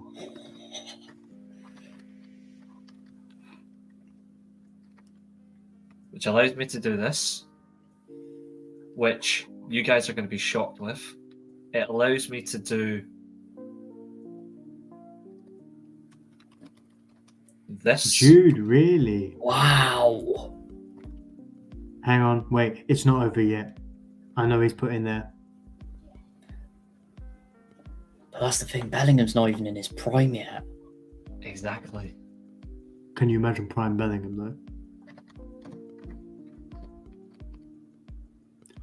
Ooh, that's interesting. I mean, I don't disagree with any of those players. I thought we'd see someone else in there.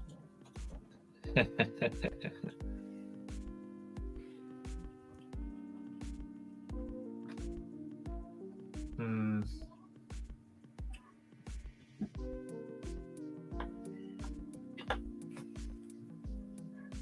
Four, 1, 2, 1, 2 diamond. Actually,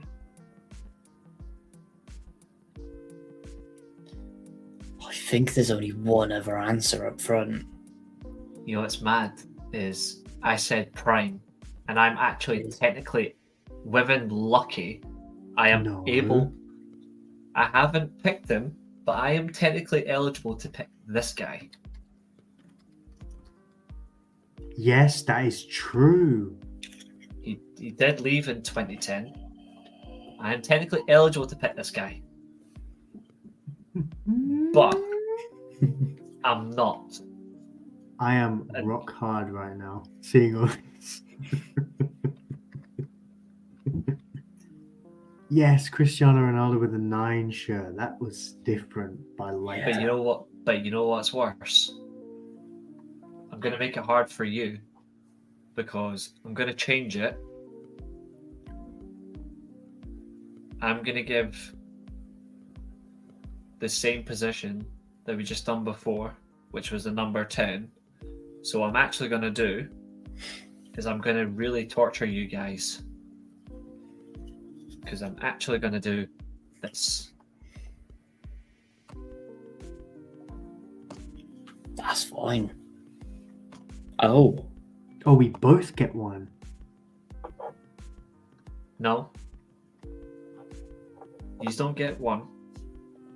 I'm going to force you to determine if you're going to stick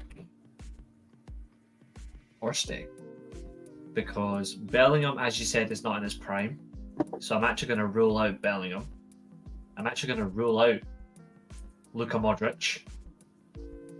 Because my midfield is going to be completed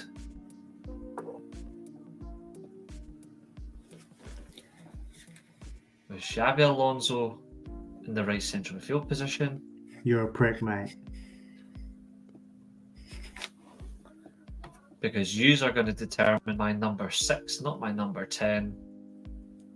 Because in here I'm putting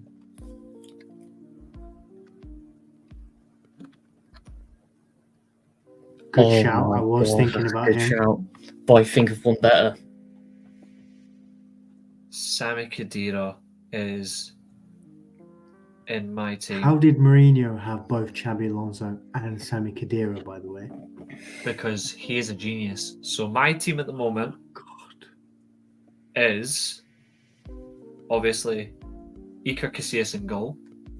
Sergio, you know, actually, since I'm the last one, you just get to overrule any position, and we've got a minute left. So, Casillas, Ramos, Carvalho, Pepe, Marcelo, Khedira, Ramos, Cruz. Sorry, Alonso, Cruz, Ozil, Ronaldo, Raul. Go. You've got 45 seconds. Wait, what do we have to do? Pick a player. So do we have to 45 agree on seconds, it? 'cause this is- Yep. What are we yes, it says changing? yep, then What are we yep. changing?